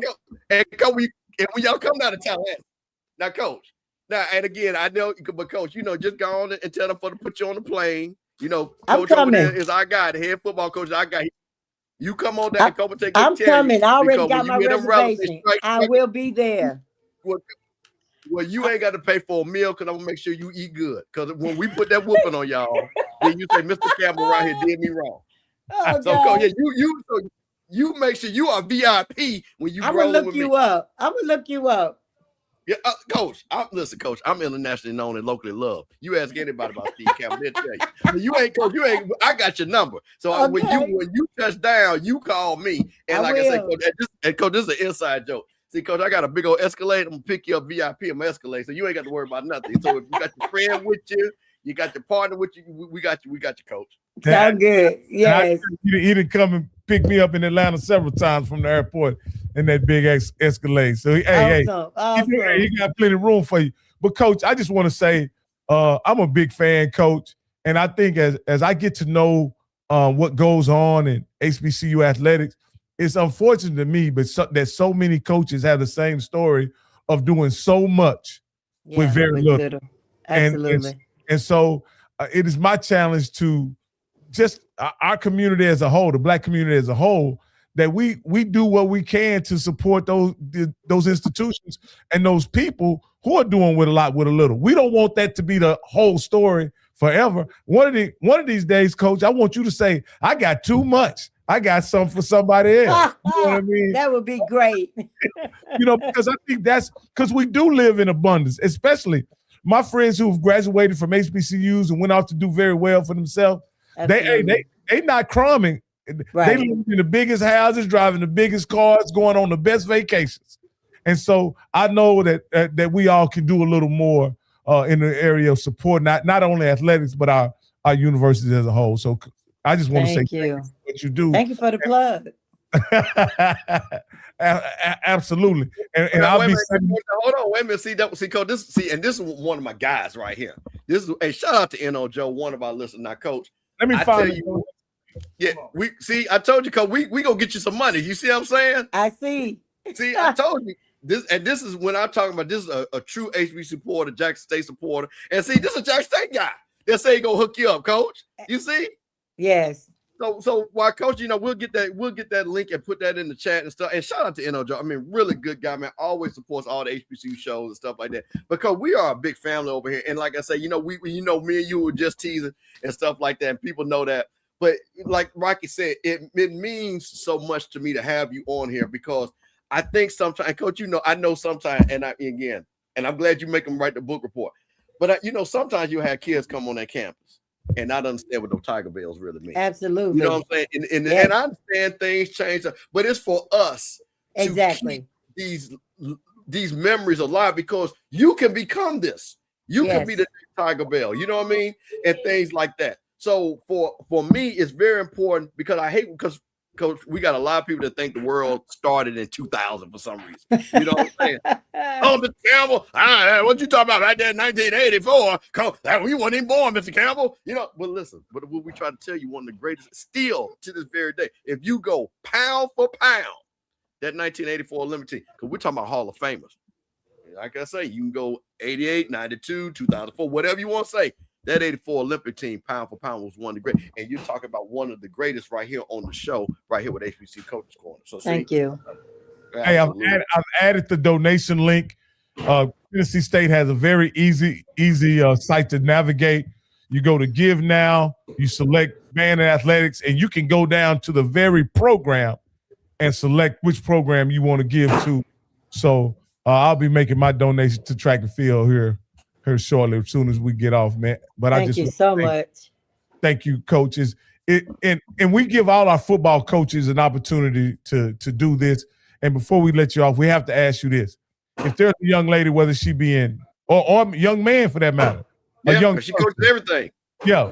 Whether it be from Waco, Texas, Tennessee, or Duval County in Florida, why would they want to come run track for Coach Chandra Cheeseborough? First of all, I would say, as they say, Coach Cheese, I'm tough, but I'm fair. That's one reason you can run for me. And I'm going to make sure you walk across the stage. Not only give you experience on the field of, a play, track and field, but making sure that you get your diploma. I think that's so important. But what I would leave with any student athlete or student, whatever you start, finish. Absolutely. Man, that is awesome, man. That is awesome. Well, Coach, listen, we know we've had you on for almost 2 hours. We just really appreciate I really enjoyed it. Now, Coach, listen, now this, like I say, we're gonna bring now, Coach. Let me tell you what we're gonna do. We're gonna bring you back twice. Okay. I'm gonna bring you back the week of the FAMU. Well, you might have to bring you back 3 times. I might have to bring you back. I might get my Jack State, so I might get my Jack State guy. So, Coach, I'm gonna tell you. So we're gonna bring you back, Jack State, Tennessee State. Let you do your talk there. We're gonna break it out. Mind you, when we do a talk, we're gonna do some fundraiser too now. So I'm just letting you know. Okay. And then we'll bring you back with FAMU. And then when track season starts indoor, we'll bring you back so you can tell us about your team and for the fall, indoor and outdoor season. All right, that sounds good. Well, that is awesome. Thank you so much for having me. Absolutely, Coach. There he is, the legend, the Hall of Famer, and the folks down in Jacksonville call her affectionately known as Cheese. But Chandra Cheeseborough-Guice, the coach of the Tennessee State Tigers and a legendary Tigerbelle. Coach, thank you for joining us for HBCU Coaches Corner. Thank you so much. I really enjoyed it. Oh, that's awesome. Thank you, Coach. Man, hey, that was a great show, Steve. That was awesome. To have an Olympian on this show, man, is a milestone. It's something that we hadn't had before. And being an Olympian is, people don't realize how rare that is. It's only bro. It is not 400-500 people that has won a gold medal in the 400, 4x100, and 4x4, or a silver medal in the 400. Just think about this, Steve. Since you and I have been living, because me and you are roughly the same age. Yeah, we're exact same age. So when you think about the number of Olympics that have taken place since we've been living, if I had to do the math, I think there's been 12 Olympics since we've been living, right? That means there's to only be 12 winners of the 100, 12 winners of the 200, 12 winners of multiply that times 4 of the 4x1 and the 4x2 or 4x4. So it is extremely rare that someone actually has a gold medal, and to be an Olympian, it's extremely rare. And to be honest with you, for this to be a HBCU story, this is not talked about enough amongst HBCU people. Well, see, this is the thing, and that's the reason why I wanted to bring her on, man, because people see, and I got to get on my soapbox, Rocky. I don't know if you got a chance, me and Zoe's on, on Sundays. And, and sometimes, we talked about, the young people don't know this and the young people don't know that.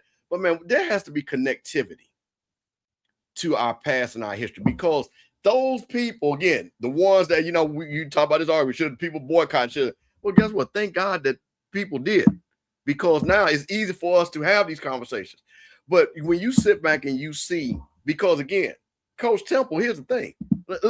Now, mind you, where Tennessee State is at. Black athletes couldn't run in the SEC in 1960, Rocky. See, let's just talk about that. Okay. Yeah. And he had the preeminent female track team in all the United States. I would beg to say this.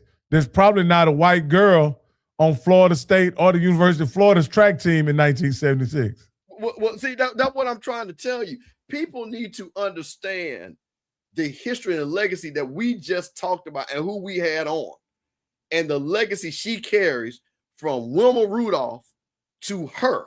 You see what I'm saying? And the runners that are running now, like she said, listen to what Coach said. Coach, I make them write a 2-page book report, because you're not going to not know who Ed Temple and the Tigerbelle and Tennessee State track means in the lexicon of track and field. That is amazing and awesome. I don't know why there's not been a documentary done about Coach Temple and Wilma Rudolph and the legacy that he's, because when you look at, I didn't know that there was a connection between Coach Cheeseborough and Wilma Rudolph. I didn't know. Yeah. There's a direct That's pipeline. a big sister. You know what I'm saying? And listen to me. That's that pride. When you got one of the great, now look at say, Wilma Rudolph, one of the greatest, the first to win 3, one of the greatest Olympians of all time, says, "Listen, Cheese, you got to come back. You got to come back. You know what I'm saying?" And this is Wilma Rudolph, bro. You know what I'm saying? You don't be like, yeah, okay. This is Wilma Rudolph, who is probably her idol. You see what I'm saying? And things like that. Because remind you, again, 1960, 64, 68, Coach Cheese was running in 75. That was only 10, 15 years before that. You see what I'm saying? So it was in her realm of knowing who these people were, you know, being around them, being around the program, and then go and create her own legacy in that amazing 1984 Olympics. Look at this. When you really think about it, Wilma Rudolph becomes the first Black woman to win a gold medal in 1960.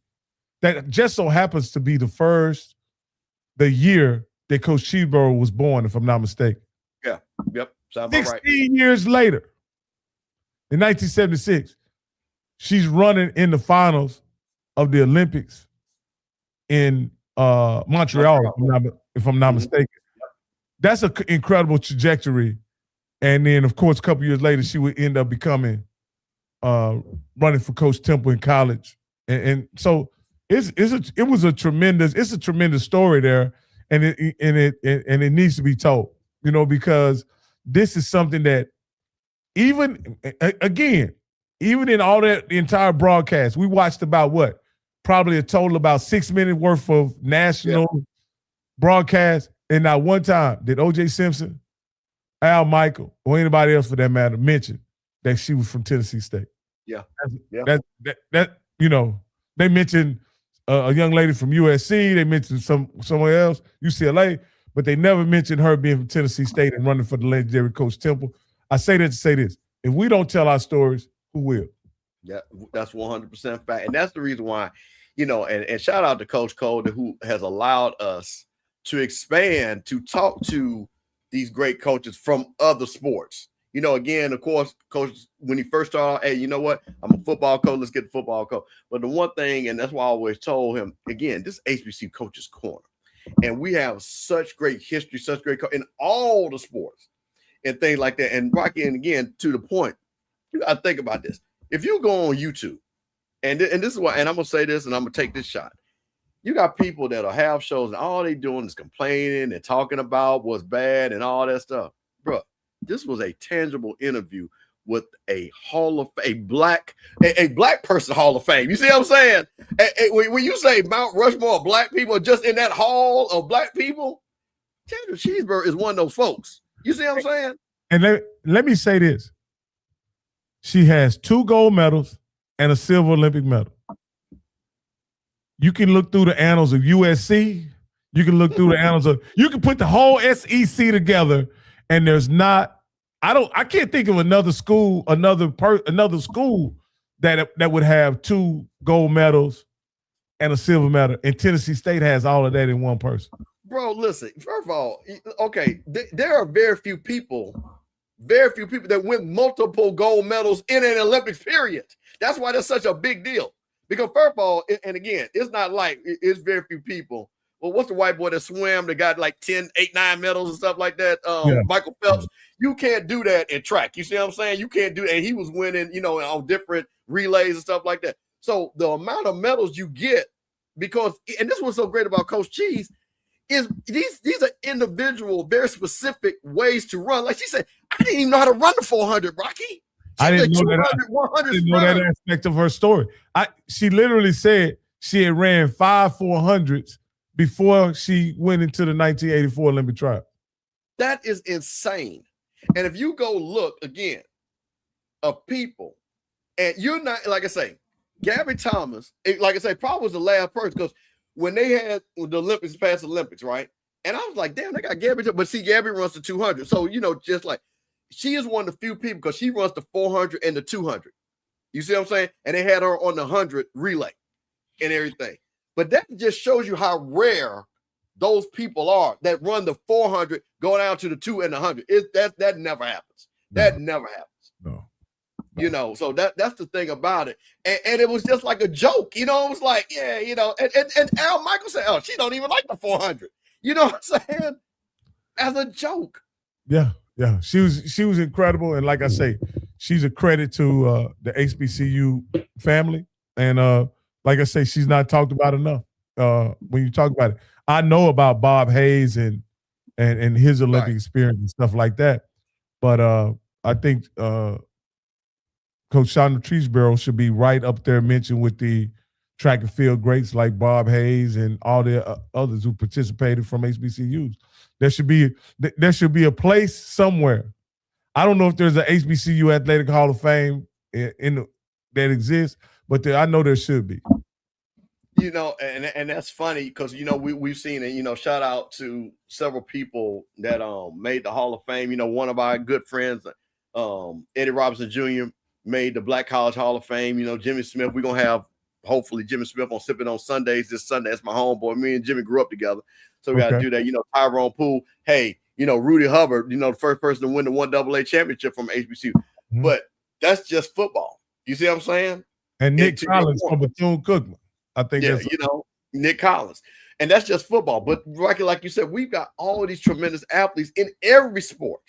And I'm talking again, Hall of Fame world record holders in every sport. Again, you got to understand something. Althea Gibson, tennis. You see what I'm saying? The Wimbledon, U.S. Open, FAMU. You see what I'm saying? Hey, there's no Venus and Serena without Althea Gibson. You see what I'm saying?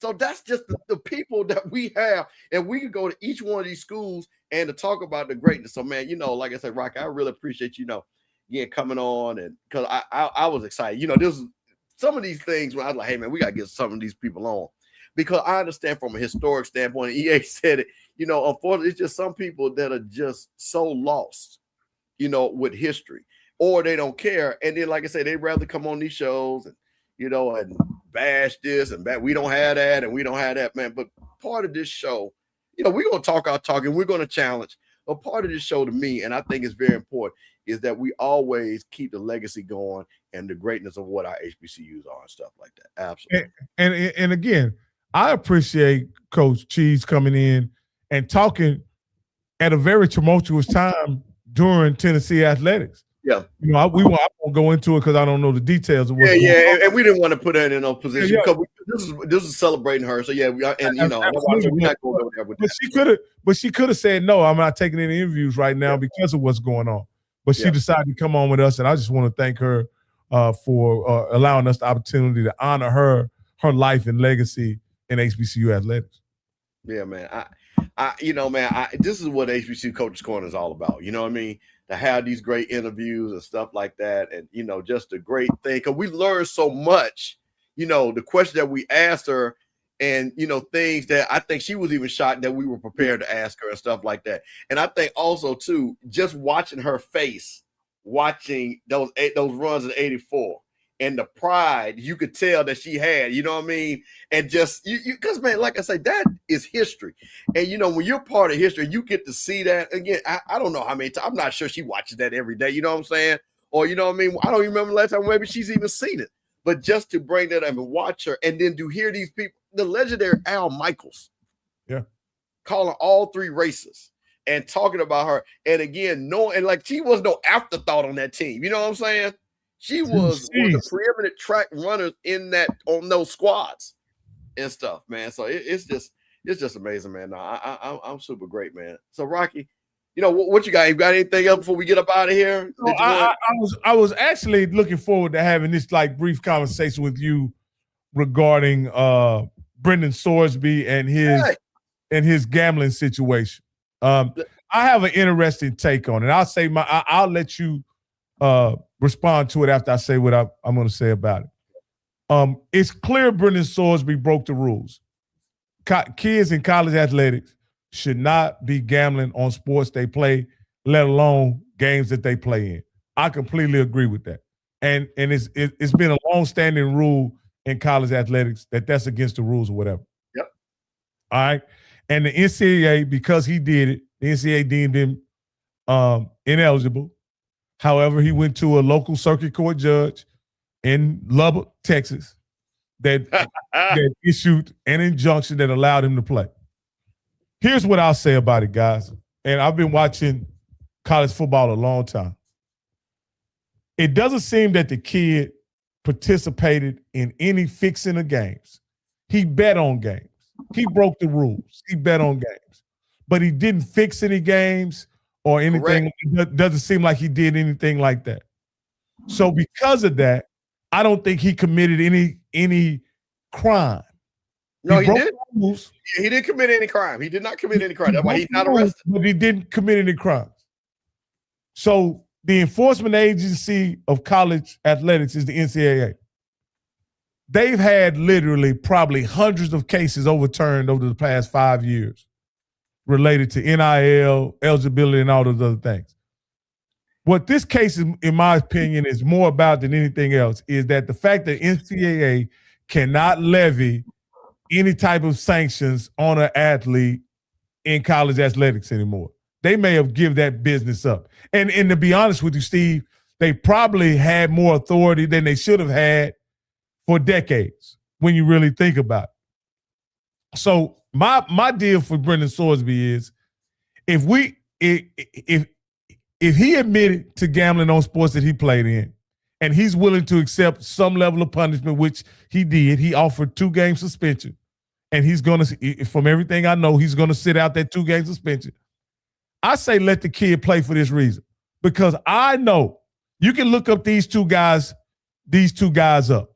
And these two guys alleged to have committed crimes during the season. One, the late, great Lawrence Phillips, who would go on to win a national championship. And I believe the guy named from LSU is Cecil Collins. Look what they did during the season or just before the season, and they were allowed to play in their college season. Just look at what they did, allegedly did. And I don't think this kid did anything close to what they were alleged to have done while they were playing college football. So I know everybody is up in arms about how he has violated the tenets of competition by betting on the sport that you play on. I dig that. But the kid did not fix games. He didn't fix games. He didn't do anything like that. And if that is truly the case, then he simply made a mistake of betting on a sport that he should not have been betting on, and he's willing to accept a 2-game suspension and go on with his career. And so, and this, he did not bet on games on his most recent team. He did not bet on games when he played in Cincinnati. He did not bet on those games. He bet on games in Indiana where he was largely a backup. So again, that's my stance on it, Steve. What do you think about that? Well, I'm going to pull something up because I'm going to, I think the hypocrisy and all of this, it tickles the shit out of me, excuse my language. And I'm going to talk to this. Let me pull that up and make that real big there. Okay. So here's two things. I want to make a quick point of clarification because I don't know if it was HBCU game day. I think it's HBCU game day. And they wrote an article and, the Alabama State and the Sorsby thing, they're trying to make some connection. There is no connection. The kids from Alabama State threw a game. Okay, that's illegal. That is not no NCAA thing. That is a law-breaking illegal thing. Okay, This kid legally, and unfortunately, because in the touch of a button on these things here, you can gamble on anything now. It is legal. So to your point, is it an integrity issue? Absolutely, I totally agree. No, we do not want it, because what happens is this is the part that delves in that. You bet. You owe somebody some money, then all of a sudden they come to you and say, hey, fix a game. I totally understand that through line, because there is a through line that has been shown time and time again. Yes, but I agree. But the hypocrisy in this thing here, and that's why I wanted to bring this up, and I'm going to make this real big, because this is just crazy to me. Athletic officials from Nebraska and Georgia sent a department-wide memo instructing their coaches sport deputy not to schedule Texas Tech. If games are already scheduled, the schools may work to cancel matchup. Georgia. Based on recent development, Georgia Athletics will not schedule future contests against Texas Tech until further notice. Please review your sports current schedules and future scheduling plan, blah, blah, blah. Bruh, shut up, Georgia. Stop it. Y'all have your own problems. No, stop. And this is the same school and all SEC school that were paying people under the table for years. For years. For years. And this that was so, but you got a problem.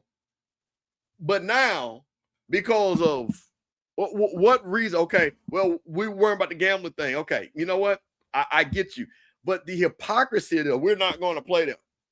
When you're literally sitting around here now with boosters and collectives, not doing anything, because technically the rule is NIL is literally supposed to be what it is now, and you're just literally paying people now. Georgia, they got kids at high school. There was a kid up here. That boy got $1 million before he got to Georgia. What? I ain't seen no commercial with him in it, Rocky. I'm still waiting for the commercial. I haven't seen it. So my thing is, I understand the principle of the integrity. I think the kids should not be able to play because, again, that is the rule. But you know what's funny about this? And I'm going to get on my political soapbox. This once again shows you how white folks don't care nothing about the law. And the law will work for them because they had no problem going to a judge. Think about this now. Went to a judge and literally said, you know what? We need you to do this. And now you're talking about don't have no integrity. Think about the judge. Is the judge really ruling on this, saying, you know what? I'm going to look at this in an unbiased man. And you know what? For the good, because laws should be for the good of the people. That's why they have a law, because that sets a precedent, right? If I do this, then somebody else comes behind it. They'll say, well, you know what? This judge ruled on it. This become a law. So anybody else want to do it. And we've seen, like you say, multiple judges do this. Well, this to me, this is just the Trinidad Chambers case all over again in this regard, meaning that the circumstances were clearly different, Steve, but the NCAA ruled Trinidad Chambers ineligible, right? And the local judge in Mississippi ruled him what? Eligible. This is the same situation. Now, people say it's a stretch. Okay, this is what I'm saying, and I want to get this out here. My point in saying that is we've had young men who have committed crimes and been charged with crimes, then allowed to play college football. Again, remember what I said. They committed crimes and then were allowed to play college football. This kid, right, did not commit a crime. And let me be perfectly honest with you. The reason why he was able to bet is because of this. It's the technology. The technology allows him to bet right there on his phone. And again, the last couple years at Cincinnati, he did not bet on his team. When he was the starting quarterback and took, I think, every snap. So let's be clear about this, right?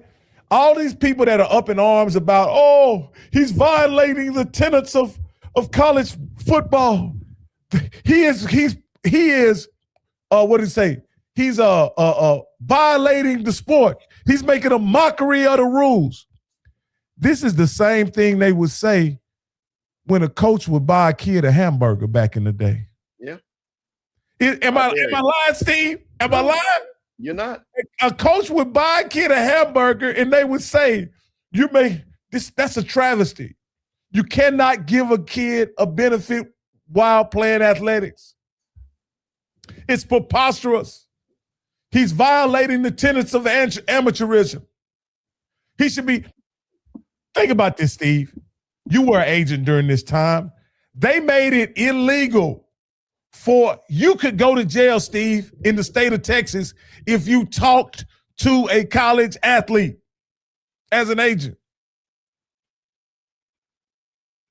If you talked to a college athlete in Texas while they were enrolled in college, while they were participating on a college football team, you could be prosecuted, Steve. Did you know that? I did. And each state had different rules and regulations. That was the thing about each state had different rules and regulations. That's because what it was supposed to be. Technically, which again, this never. Well, see, this goes back to the ugly game that it was. Nobody followed that rule, of course.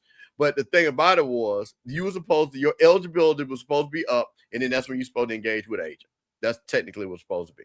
But no, of course, nobody followed that rule. But the fact that the law was on the books and some people did get caught up, and what it was. And a lot of times what happened that would get caught up because somebody was snitching to try to tear somebody down and stuff like that. But overall, man, this thing here, and this is why I try to explain to people, and we kind of talked about this, and this is why I found it very interesting.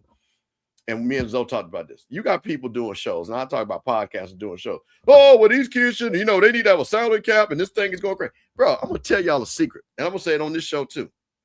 The Big Ten and the SEC are going to be just fine. They ain't going, they like Nick Saban said, if they got to pay $100 million, they'll pay $100 million.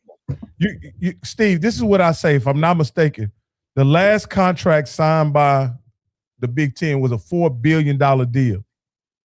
They gonna get all $4 billion of those dollars. You understand? And when it's up, they gonna get $4 billion more.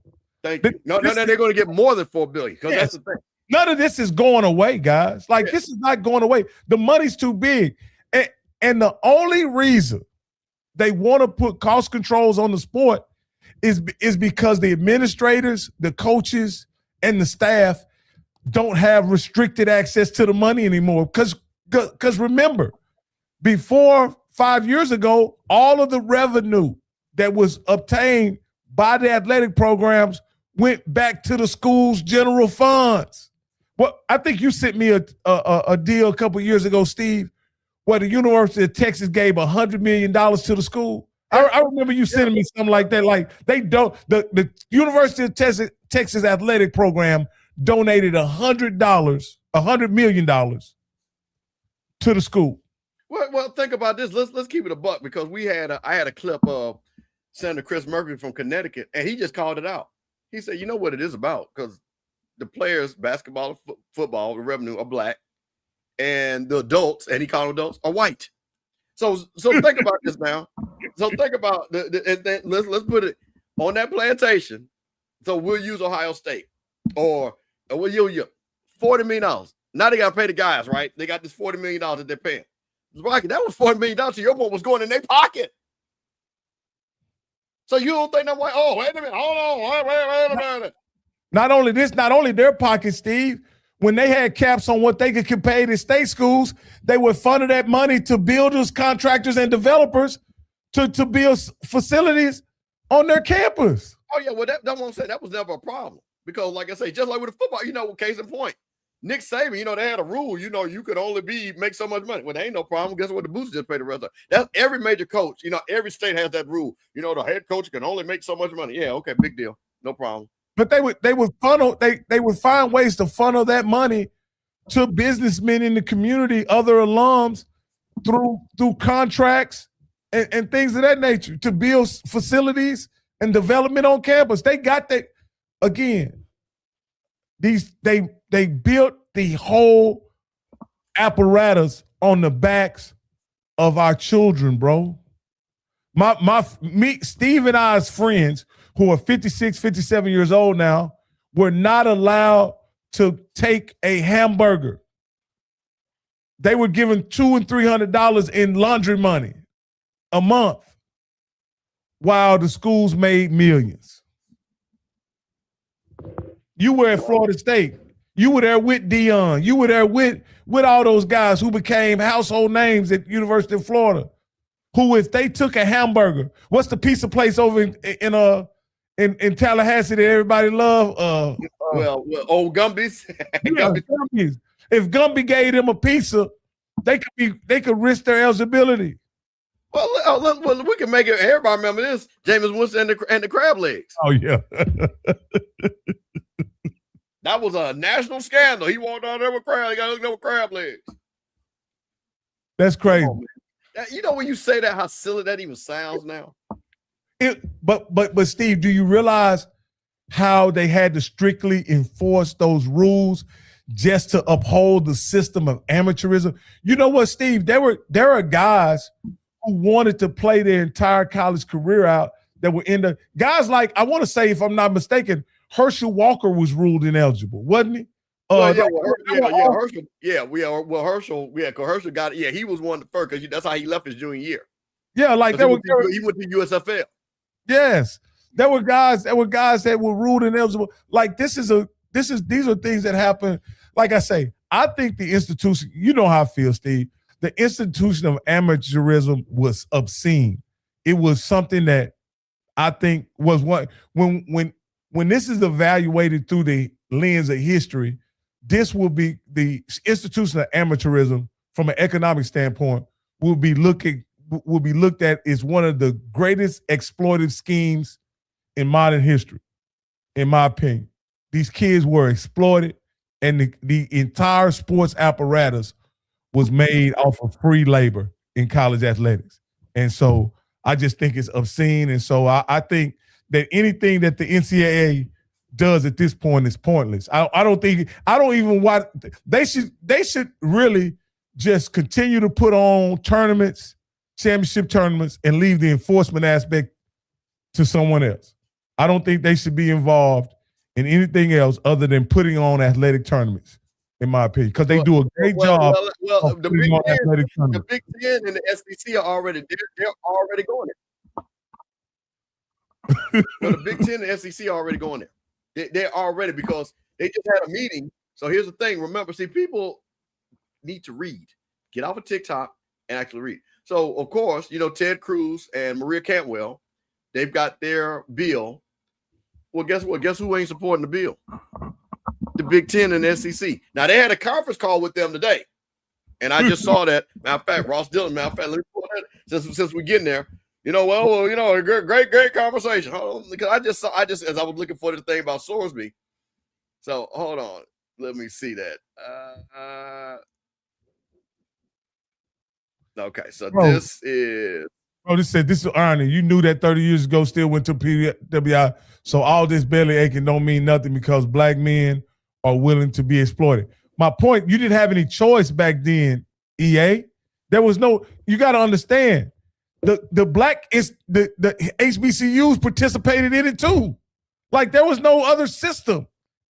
Matter of fact, Steve, when you say this, the HBCU, the NCAA contribute in holding back the advancement of HBCUs. Let's remember the lot that they still do right now. Remember, because see, this is the slave master's gatekeeping. Well, you got to come here because the only way you're gonna get to the NFL, you got to come here. See, let's remember the Faustian bargain. Man, you got to come here to go to the NFL. And if you come here, oh, by the way, even though we know it's illegal, if you're a certain player, we'll still make sure you get money. You see what I'm saying? Literally, you had a school in your state shut down, SMU, because they had payroll. Yeah, they couldn't even keep up. Go watch 30 for 30. It's essentially NIL. The current NIL system. And done very well. You see what I'm saying? Had the payroll, the boy had the accounting ledger and everything, and the boy got back. So that's what's so crazy about that statement is that, and I understand EA's point, but yeah, you got to understand something. And this is the mentality. Well, and we see it all the time. But the only way I'm going to get to the NFL is because I got to go here. So if you threaten me and then you tell people, well, and you saw it real quick when Nick Saban did Deion. We don't know how Travis Hunter went down there. Why we go to Jackson State? That white boy said it real quick because he didn't want to get that started because he knew the devil's bargain that they were doing has no foundation, to your point, because nobody's getting paid and they can control it and they threaten you because if you don't come to Georgia, if you don't come to SEC, you're not going to go to the league. And they still got it locked down like that. Because what do the scouts do? They're not going to come. They're not going to look. Think about it, Steve. They still got it locked down now. Now they complaining they don't have enough money. No money. And this is so, Rock, I just wanted to do this, like I say, get everybody know about my screen share. But this is, like I said, this is the fraud of this whole thing. So this is a statement from the Big Ten. So the president and chancellor of the Big Ten Conference were pleased to meet with Senators Cruz and Cantwell to discuss their bill to protect the College Sports Act. We sincerely appreciate the work and their staffs have done and believe the dialogue was constructive. As a conference of 18 world-class institutions committed to academic and athletic excellence, we look forward to continuing to work collaboratively with Senator Cruz and Cantwell, other members of the Congress to achieve the shared goal of long-term stability. They didn't say to support it. They didn't say we down with it. We'll work with you. We'll work with you. So they've already told them That bill ain't gonna fly with them. Because you ain't about to tell us, because two things in that bill that they're not gonna do. Because one of the things was media rights sharing. They ain't about to share that money with the Big 12 and ACC. So that was dead on arrival right there. And second of all, they know they got all the money and they're not crying about NIL. It's the other schools, the group of 4 schools that trying to keep up. The Big 12 ACC. They're not worried about that. You know, one thing that I had to learn, Steve, and it became very much more apparent once I learned the history of HBCUs. All of this NCAA talk about leveling the playing field and parity was never what they wanted anyway. No, whether it be the ACC, the SEC, they never wanted the playing field level. They were perfectly okay with dominating because dominating got them where they are today. You understand what I'm saying? They get $4 billion television deal. And what's the Big 12 television deal? Like $50 million or something like that. How is that even fair? Like how is that even comparable? With those two different budgets, right? The whole Big 12 deal is essentially the same thing that one school gets in the SEC or the Big Ten. Right. The whole deal. So it will never be fair as long as that exists. But they're not looking for it to be fair. No, that's the point. No, they don't care because, like I say, they have already, and they have. You heard Kirby Smart. Shit, we just go do our own thing, and they really want to do it. They don't care. They would have no problem. And see, man, you know what? And I don't care what people say about me, but it always amazes me how white people operate. They always operate like this. They don't care about nobody but their bottom line. The ends justify the means. So, we're all in this together. They don't care about the Big 12. They don't care about the ACC. They damn sure didn't care about the Pac-12 because they totally demolished that. You know, you would just think about, and again, as what my man Bill Walter got result, the Conference of Champions, Pac-12, Olympic sports, all this stuff. Big 12 said, F y'all. Now, mind you, they're partners with the Pac-12 in the Rose Bowl. And they took their crown jewel schools. Didn't even blink. Didn't even blink. And told UCLA and USC, who didn't want to go, if you don't come with us, you're going to be left out. You're going to have nowhere to go. That is just insane when you're talking about, and and I just read that thing, well, we're all academic institution, all that, bro. Hey, there's no integrity in none of that statement that you just said. Well, you went to another conference and destroyed it for your own good. And to your point, like you said, everybody, bro, I know a lot of people out in LA, a lot. And I know actually for some strange reason, I know a lot of people that have worked at SC, deal with that. None of them wanted to do that deal. They hate that deal. They hate it. They have no ties to the Big Ten. They never will. They don't like it. It doesn't feel right. They're really wishing that the Pac-12 could get some money, and they said they would go in a heartbeat, but they know that money will never come. That just lets you know how crazy that is. To sit back there and you're thinking that this law that the two conferences that don't want it, talking about media caps, salary cap, all that. First of all, they're not going to make these. And I want people to stop talking about the players until they make them employees. There is no collective bargaining. So they're never going to make them employees because that's a whole other thing. The schools won't. No, they won't. They're not. Yeah, they're not, because you got to understand something. Here's the thing, and you know what's so funny? Because remember when Northwestern, they tried to unionize. You know who paid a lot of that money? The NFLPA. Because let me tell you what will happen with this situation, right? They usually, how bad, everybody knows the NFLPA is the worst sports labor union. Yeah. They got bad deals and everything. But I tell you what they will do. If those guys be able to unionize, they'd have guaranteed contracts. They'd have a salary cap floor. And they would have all the things NFL players would be wishing to have. The college players will actually have it. Because they already know how they screwed up. So right as soon as they collect the bargain, that's going to be right on the table. And this is what the NFL knows, and this is what the NFLPA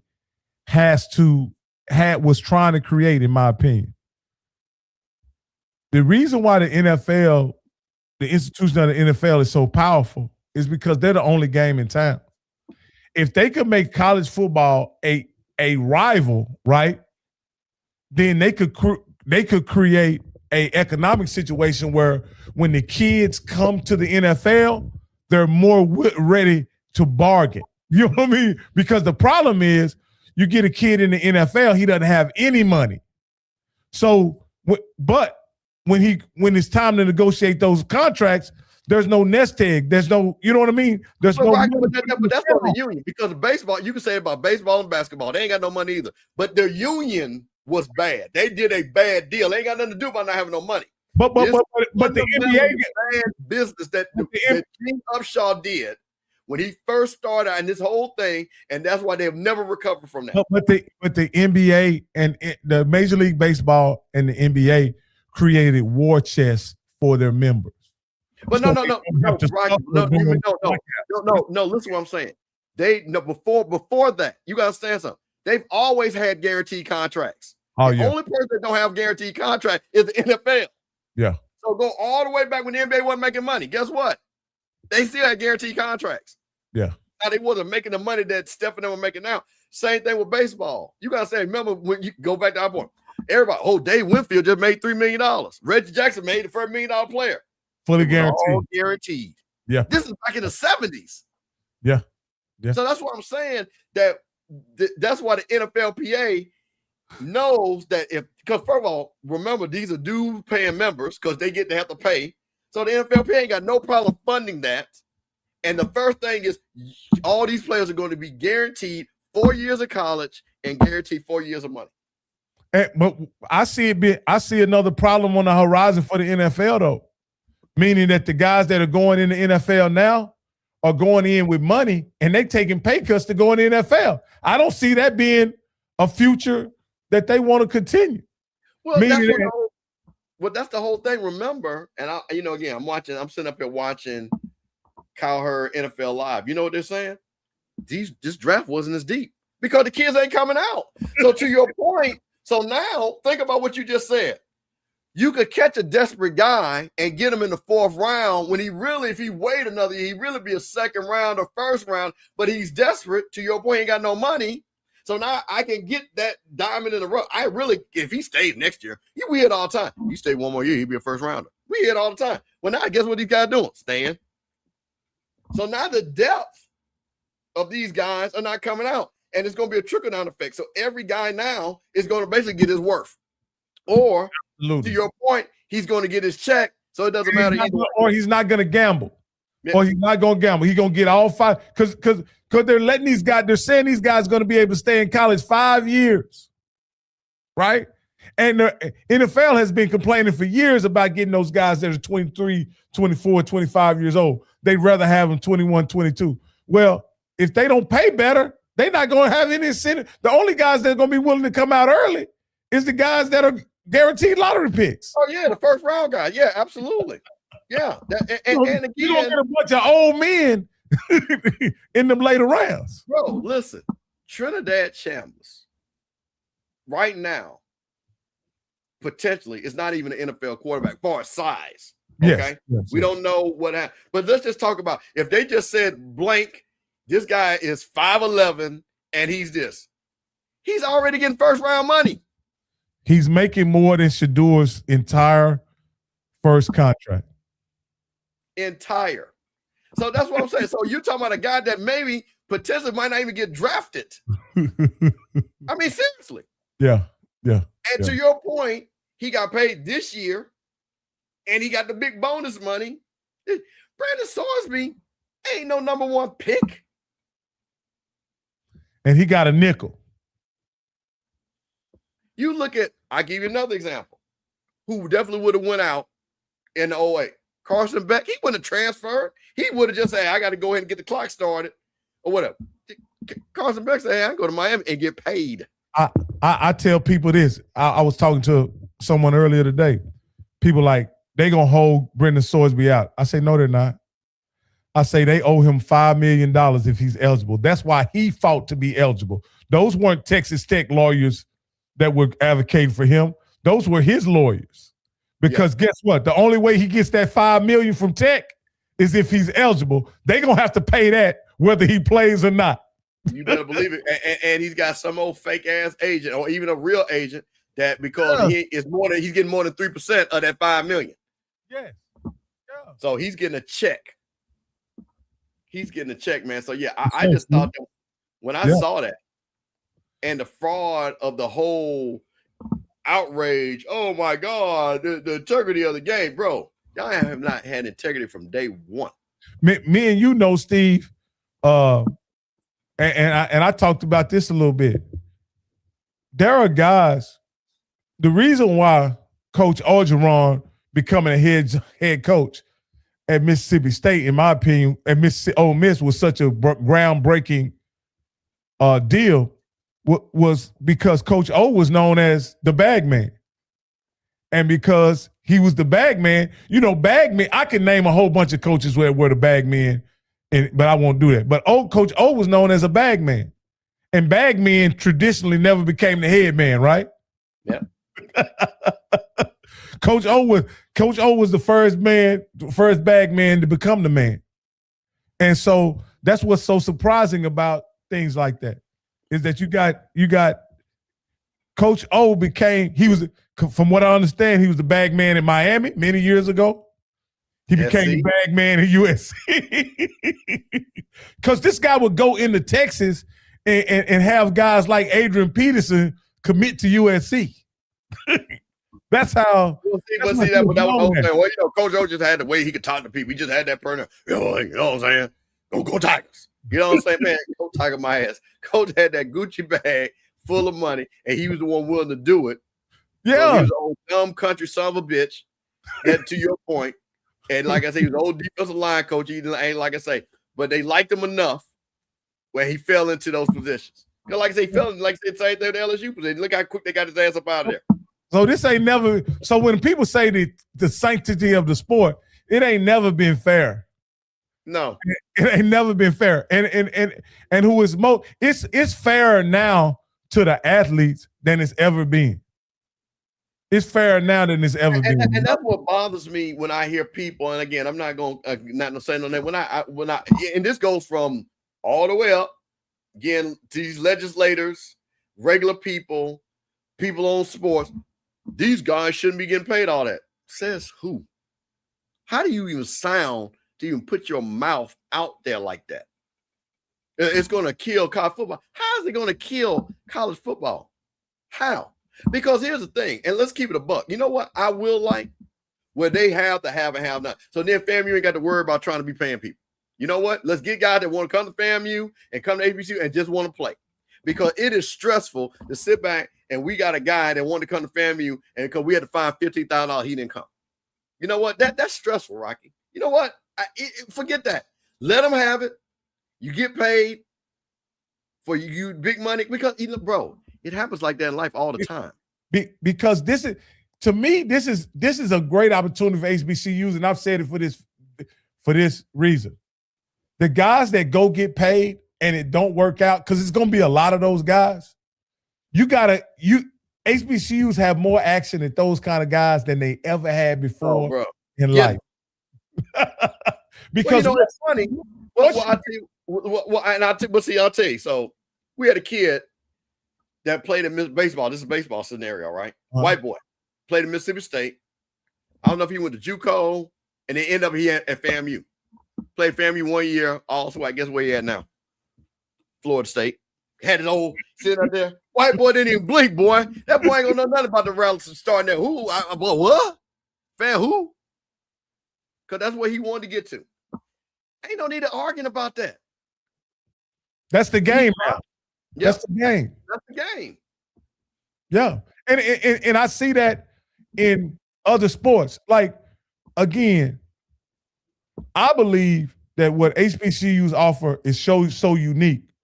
Once a kid gets that experience of, and this is what's happening, Steve, in this age of college football, there are more elite football players getting exposed to HBCU culture than ever before through television, through social media, and from just the sheer opportunity to go play.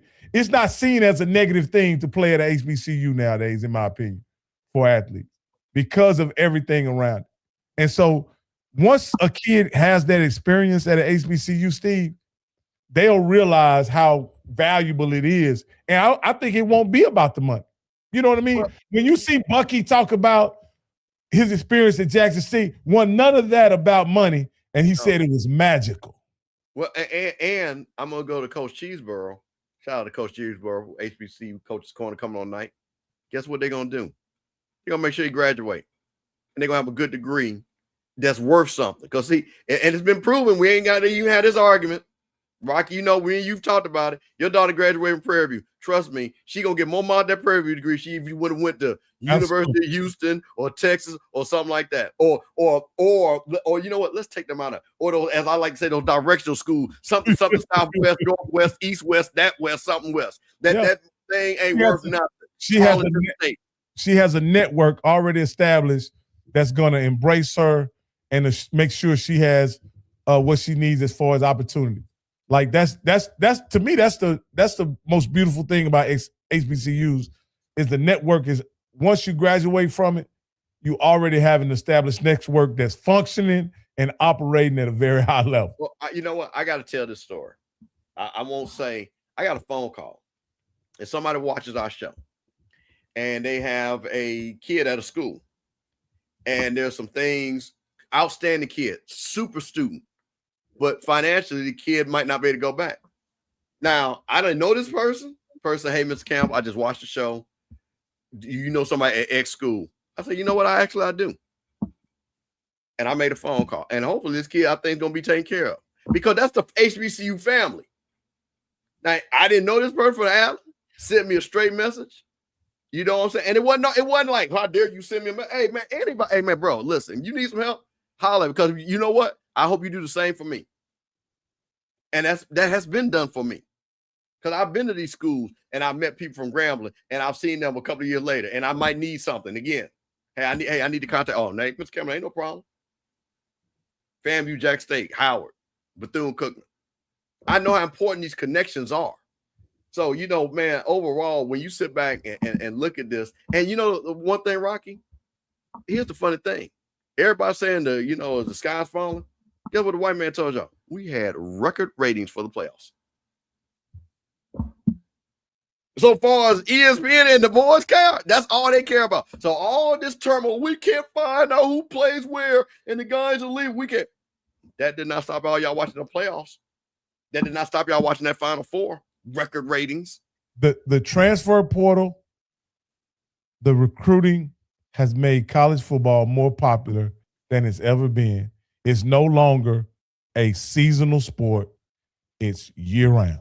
Yep. So that's why I'm saying, that's why all the things that they say are crashing it says otherwise. So that's what I'm saying, man. Get out your feelings. The old days are never coming back. And where the money is going, where they had a problem with it, Steve. Where the money ends up. Yep. But I'm talking about people, our people, crying about this. So, man, the only thing we need to be doing is two things. It's supporting these athletes and make them financially literate. Because I'm telling you, so I'm going to help you all out. Majority of these guys are not getting Brandon Sorsby's money, okay? So let's be clear. He's one of one. And I'm telling you something, as somebody that deals with money all the time, $1 million is not life-changing money. I'm going to tell you a secret. And, Rocky, you know what? You're just going to make you laugh. Now, I don't know how much your house costs, but I know you moved. Mm-hmm. You tell me right or wrong, can you get a good house? And I'm talking about, let's say nice. Can you get a nice house in Baylor and Waco for $200,000? No. Exactly. No. So for a nice house, well, how much would that be in Waco? I'm gonna say around $400,000 for a nice. What I would consider a nice house. 40% of that money.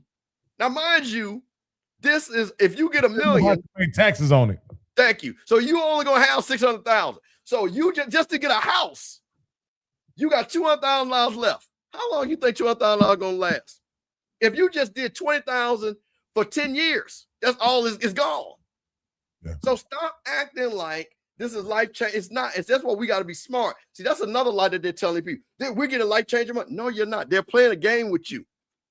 They're playing this game with you that you do not have any understanding, and that's why you're able to sell your soul to the devil so quick.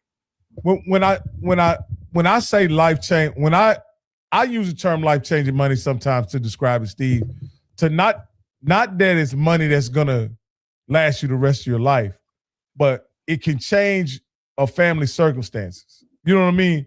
That's all I'm saying. No, like, but listen to what I just said. I understand, but no, I gave you the circumstance. I got you a house. That's all you got. That ain't life changing. You got a house that you paid off. No. You still got furniture.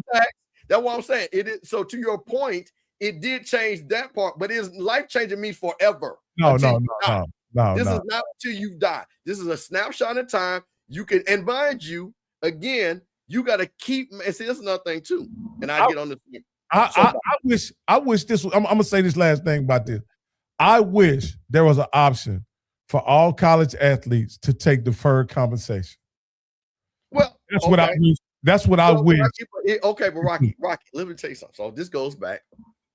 So let me say it the way I'm going to say it. This is not you, but that is the financial. You can do that. You can get the money. You can put it in a financial vehicle yourself. Yeah, but you still owe taxes on it. You still owe taxes on it. Well, you're going to owe tax on no matter what. To tax, you don't. Okay, first of all, you're not evading tax. You pay the taxes when they pay out, so you're still going to end up paying the tax. You pay it now or you pay it later. Okay, so when you get that $50 million, you're getting taxed. Oh yeah. So you don't run for the tax. So what I'm saying is, again, the financial literacy side is you can literally do that. It is not that hard.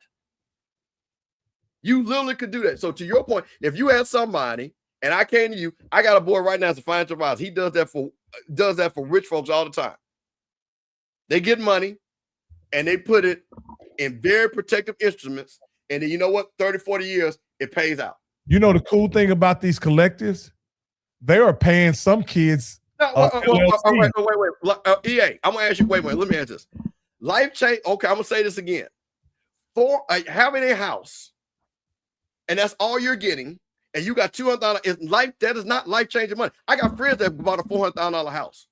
Rocky's probably in a $400,000 house. So just because you got that, listen what you're not listening.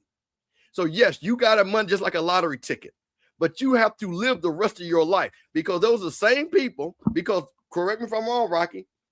Don't NBA players make life changing money? Oh yeah. I mean, did we not see the NFL players and the 30 for 30 broke? Right? Antoine Walker went through 100. So don't tell me about life-changing money. We've seen people get life-changing money every NBA, NFL draft, and they still don't have money and they die broke. So no, that's not what life-changing money is. My point is, and I think Mr. Campbell has said this, two things I realized that could happen.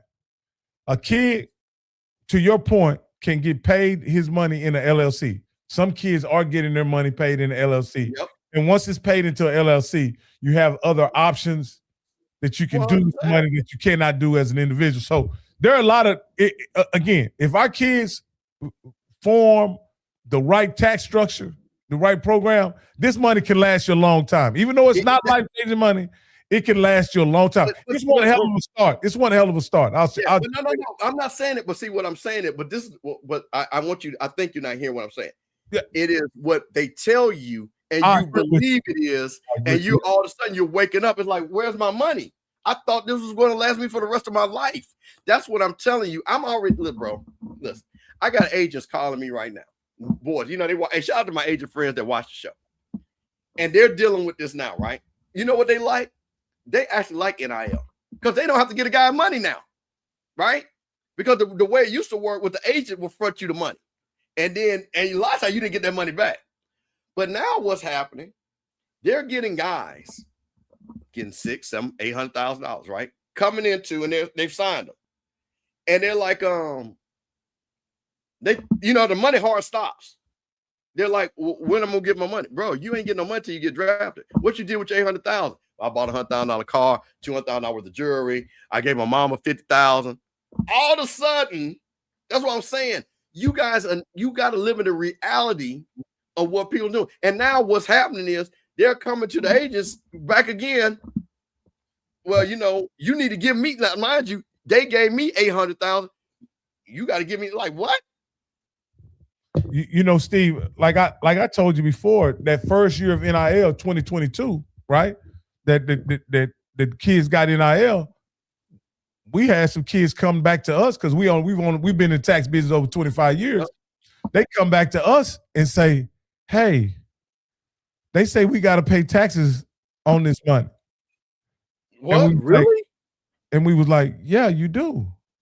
These young men were getting over $400,000 one year, and they owed over $140,000 in taxes, and they didn't have any money. They were having to pay they were paying taxes with their monthly NIL installments at these schools. So now they're getting $40,000 a month, and they're having to pay $10,000 to the IRS to pay last year's taxes. And I pulled this up, and this is exactly what you can lead the projects, and just like what Rocky just said, you'll be right back in the trailer park because you owed $140,000 in tax. See, it's not life-changing money. That's why I keep trying to tell you. It is a snapshot in time. Well, hold on. I'm sorry. This is the quote right here. Get out of the projects is like, it is not life-changing if you go back to the project. That's what I'm trying to get you guys to understand. And what I'm trying to tell you guys is we as Black people, and I'm telling you something, and I say this with a lot of pride. I worked at IBM, Rocky. Let me tell you something. And I was around and shout out to School of Business FAMU. I was kind of semi-knowledgeable about investing, right? So I worked at IBM, hanging out with these white boys from New York because they had moved all down there. These boys had worked on Wall Street, you know what I'm saying? Working on the computers and stuff. They taught me more about investing. And Rocky, you remember Howard Hughes, you know? So Hughes, okay, what's the Direct TV? Mm-hmm. That was a Hughes company, okay? Uh-huh. So let me tell you what white boy told me. This is a true story. He said, "Hey man, I'm up here in New York, and Hughes is getting ready to spin off Direct TV."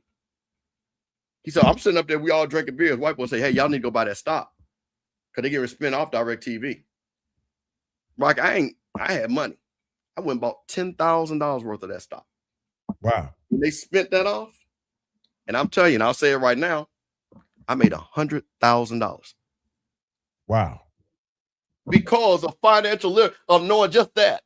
And I started investing. I started doing things. I got classmates of mine that just kill it. But this is what I'm talking about, the literacy part. You see what I'm saying? And that wasn't life-changing money because I don't have it.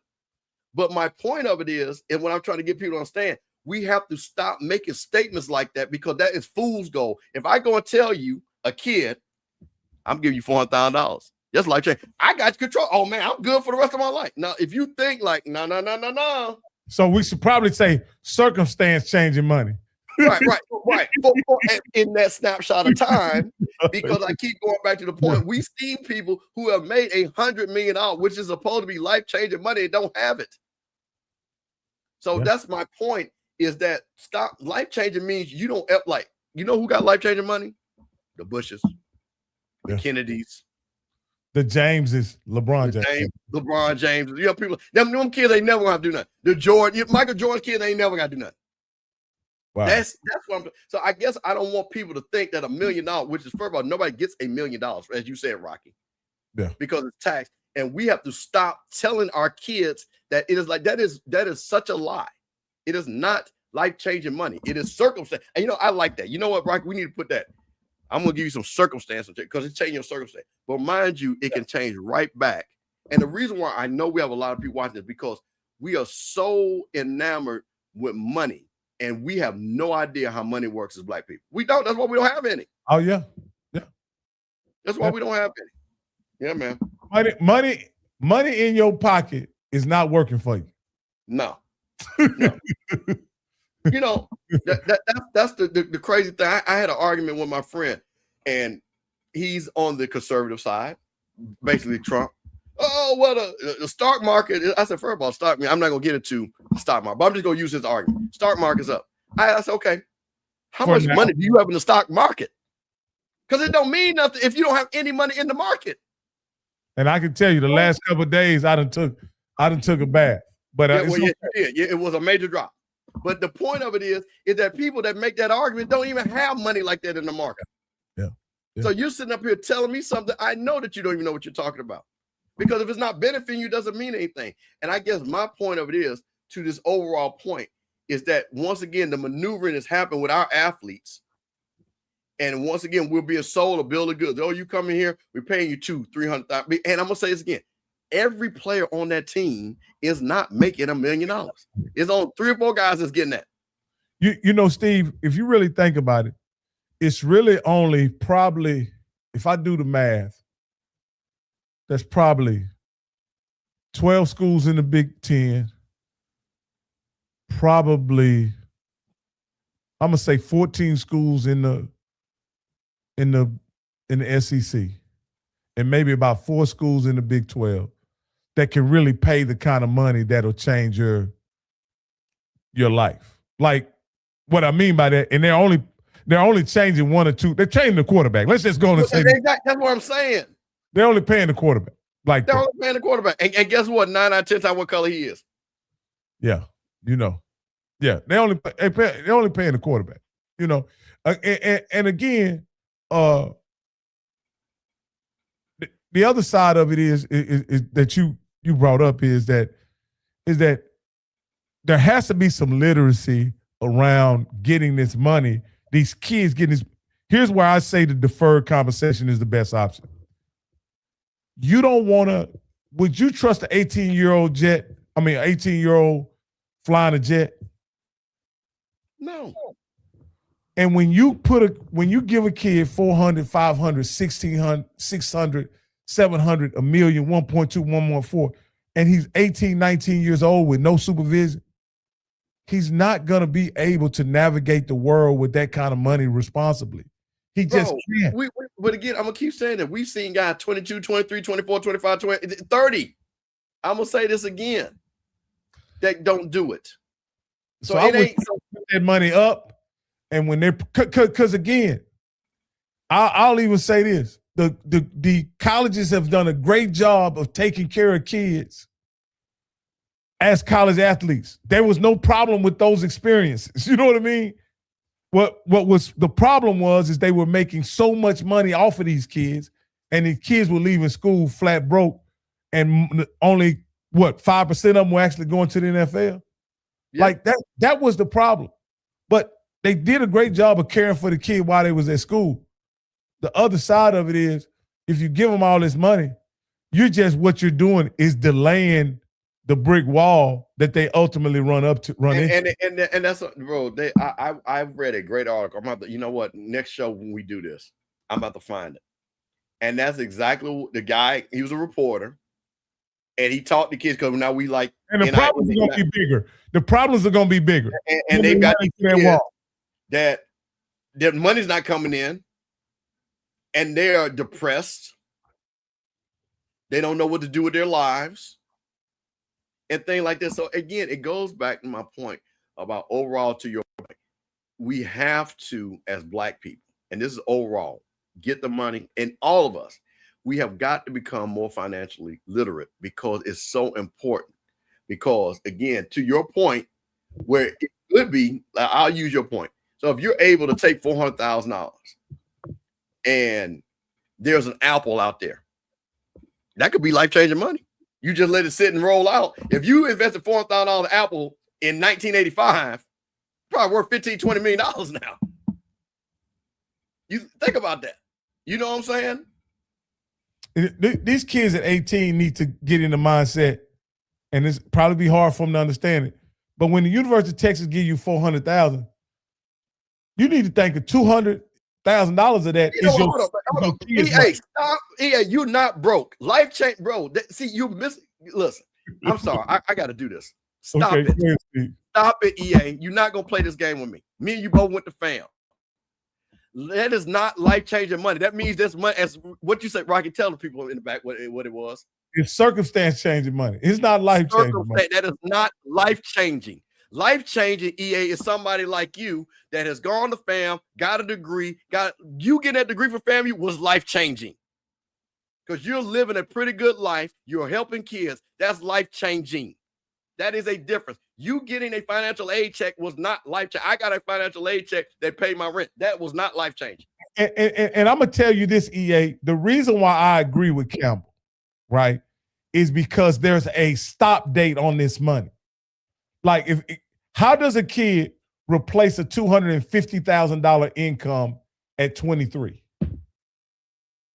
Is there another job he can go get outside of playing football? No. And again, how many times, like, now listen, Rocky, it was a kid up there, because that's when we watch all that Colorado stuff, right? Yeah. And one of those kids had bought that, the kid from Georgia, the quarterback. He's got that Mercedes-Benz SUV, that G60 whatever joint. The boy paid $200,000 for that joint. But EA is gonna say that's life-changing. Yes, that's life-changing, right? EA, he bought a $250,000 car, right? That is life-changing. Him driving around. How long now? This kid here might not even start. You think he's gonna be a pro? That's not life-changing, bro. Come on, man. And like I said, you got to understand the concept of what I'm saying. I'm not saying don't get the money, but understand. And that's what I'm saying, man. And I got to say this, and I'm gonna say this, and people get mad. This is why black folks are so different from white people. Because if I had this conversation with white people, they would laugh in our face. I'm gonna tell you what a white boy told me. Rocky, I told you to do big parties and stuff like that, right? So we were doing this party for Roy Jones. This is when the Super Bowl was in Atlanta, right? And Rocky, man, we had it set out, man. We gonna make $200,000-$300,000 at the door, right? We gonna get it. It's fucking snowed in Atlanta. It snowed. We couldn't get people in. The shit was crazy. So we made about $30,000. And so I told the white boy, who's a friend of my best friend, I said, man, we probably lost about $130,000. You know what that white boy said to me? He said, you guys are so stupid. If you can lose $170,000, you can make $1.7 million. See his mindset? Yeah. Because you have the ability to generate it. You have the ability to expand it. And that's what I'm saying. The difference. When he said that shit to me, and I'll never forget this, white boy told me his last name. Black folks walk out the room and out the house expecting failure and shocked when they succeed. White folks walk out of the house thinking success and are shocked when they fail. I'm giving y'all something free right here tonight. Hey, let me, you can do this with any kid that's around 8 or 9 years old. Do this with any kid. Ask a white kid, give me a number. He gonna say 749 trillion. He gonna come up with some wild, crazy ass number. Ask a black kid, give me a number. He gonna say 12, 30. I've done it. So I'm just telling you. Tell the white kid, give me a number, any number. Tell the black kid, give me a number, any number, and just watch what they could be sitting right next to each other in class. Bro, it's so different. Because like I said, we sit up here thinking that we got people right here on this channel right now thinking $1 million is life-changing money. Yeah. They think $1 million is life-changing money. And if you got $1 million right now, and I can give you a perfect example. If you got $1 million right now, we're 56 years old. I still got to go to work in the morning. You still got to go to work in the morning. Yeah. Because at the best, and we just say flat million, we ain't worry about no taxes. If you paid yourself $100,000 a year, that's only 10 years. Yeah. I got to go to work in the morning. So I paid you $1 million, and you know what? Rate of return, 10%, whatever you want to do, it's still only $100,000. Look at here. This is my bet. You give me $1 million, and if in 10 years I don't have 10 million, I failed. Well, there you go.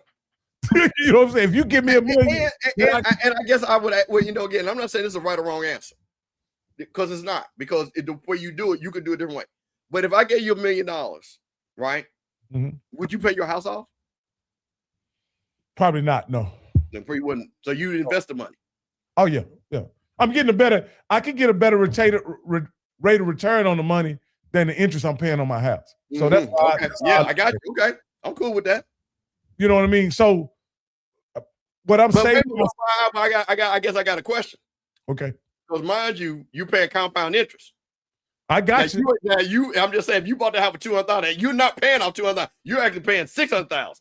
No, but what I'm saying, at some point, I'll even say this, Steve. I would be willing to invest probably $100 toward the payoff just to reduce the interest. Right. But when you talk about rate, I don't see how I could take, say, $200,000 and pay off my house just to avoid the interest I'm gonna be paying. That $200,000 would give me much more flexibility in the market to grow it long term. That's all I'm saying. You know. No, but I want to be clear, because your house is not $200,000. No.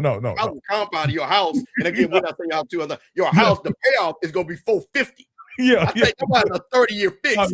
People, this is what I'm saying. So to your point, but I'm just gonna say flat. To your point, you're not going, like you said, you're gonna pay it down because you don't want to pay $450,000 for the house. No. You want to get it down to where you only paying the house is only $280,000. And watch this. I'll probably have some type of plan that the rate of return on my money, I'm gonna cash out a certain amount of my investments annually to put toward the payoff of my home. Right. You know what I mean? Because I don't want to pay off all of the investments, cash out all the investments, because I don't want a tax event to occur at that level. Right. But I would, pay off. Say I got 100. Say I got $500,000 in Tesla stock, and it grows to 700,000 in value.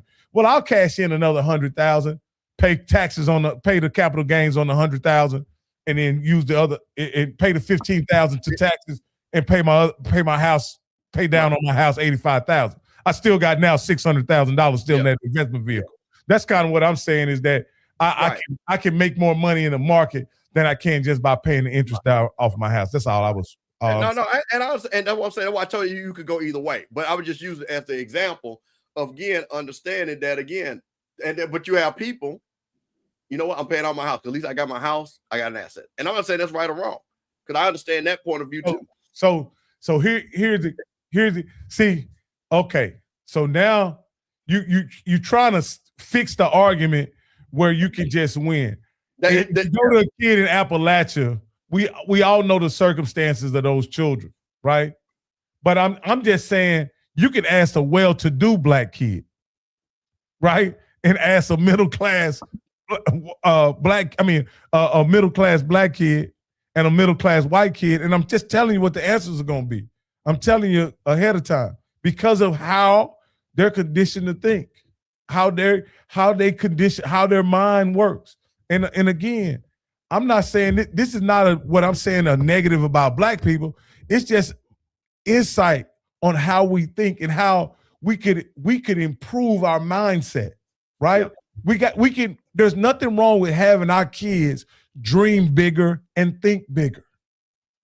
In order for them to do that, we have to talk to them about outer space and the space economy and all these things that exist in the world today, right? We got to talk about our kids about more than just football, basketball, baseball. You know what I mean? And soccer.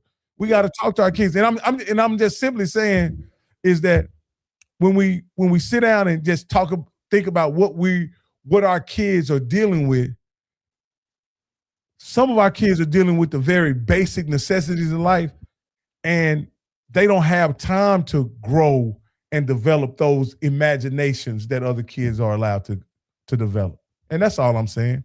We should give our kids an opportunity to develop those imaginations as well, the same way other kids from other cultures do. And I'm done with that. Yeah, that's it. Well, man, listen, I know it's midnight, man. I'm gonna let you rock and everything, but Rocky, man, listen, hey, man, shout out to you. Shout out to the Rocky Miller channel, man. HBCU Coach's Corner. Shout out to Coach Cole. Shout out to Coach Cheeseborough. Hey, man, me and Zoe be back this Sunday. Got a big show. Super excited. Hopefully we'll have Jimmy Smith, man. That'll be great, man. Make sure if everything goes right, we should have my homeboy, my boy we grew up with, Jimmy Smith, on, and to talk about some of the things he's got going on. And because that man, the next thing that we got to do for all of us, we got to get Jimmy in that Hall of Fame. So we starting that marketing campaign. Get Jimmy in. But Steve, I'd like to have a conversation or show at some point and talk it over with you about, we know the players that are in the Black College Hall of Fame, but there's so many players that should be in the Black College Hall of Fame. And let's talk about a list of those guys who should be. We don't have a vote or anything like that. But my point is, we got to start talking about these guys because, you know, I know about Bruce Eugene and things of that nature, but I'm sure there are many other guys out there that a whole lot. that we're missing. And shout out to all those guys who got inducted in last week. But we don't want to leave any of our legends out. We want to make sure they all get a fair shake and get an opportunity to go in and be recognized as they should. Yes, sir. See y'all later. All right. Much love, and we out.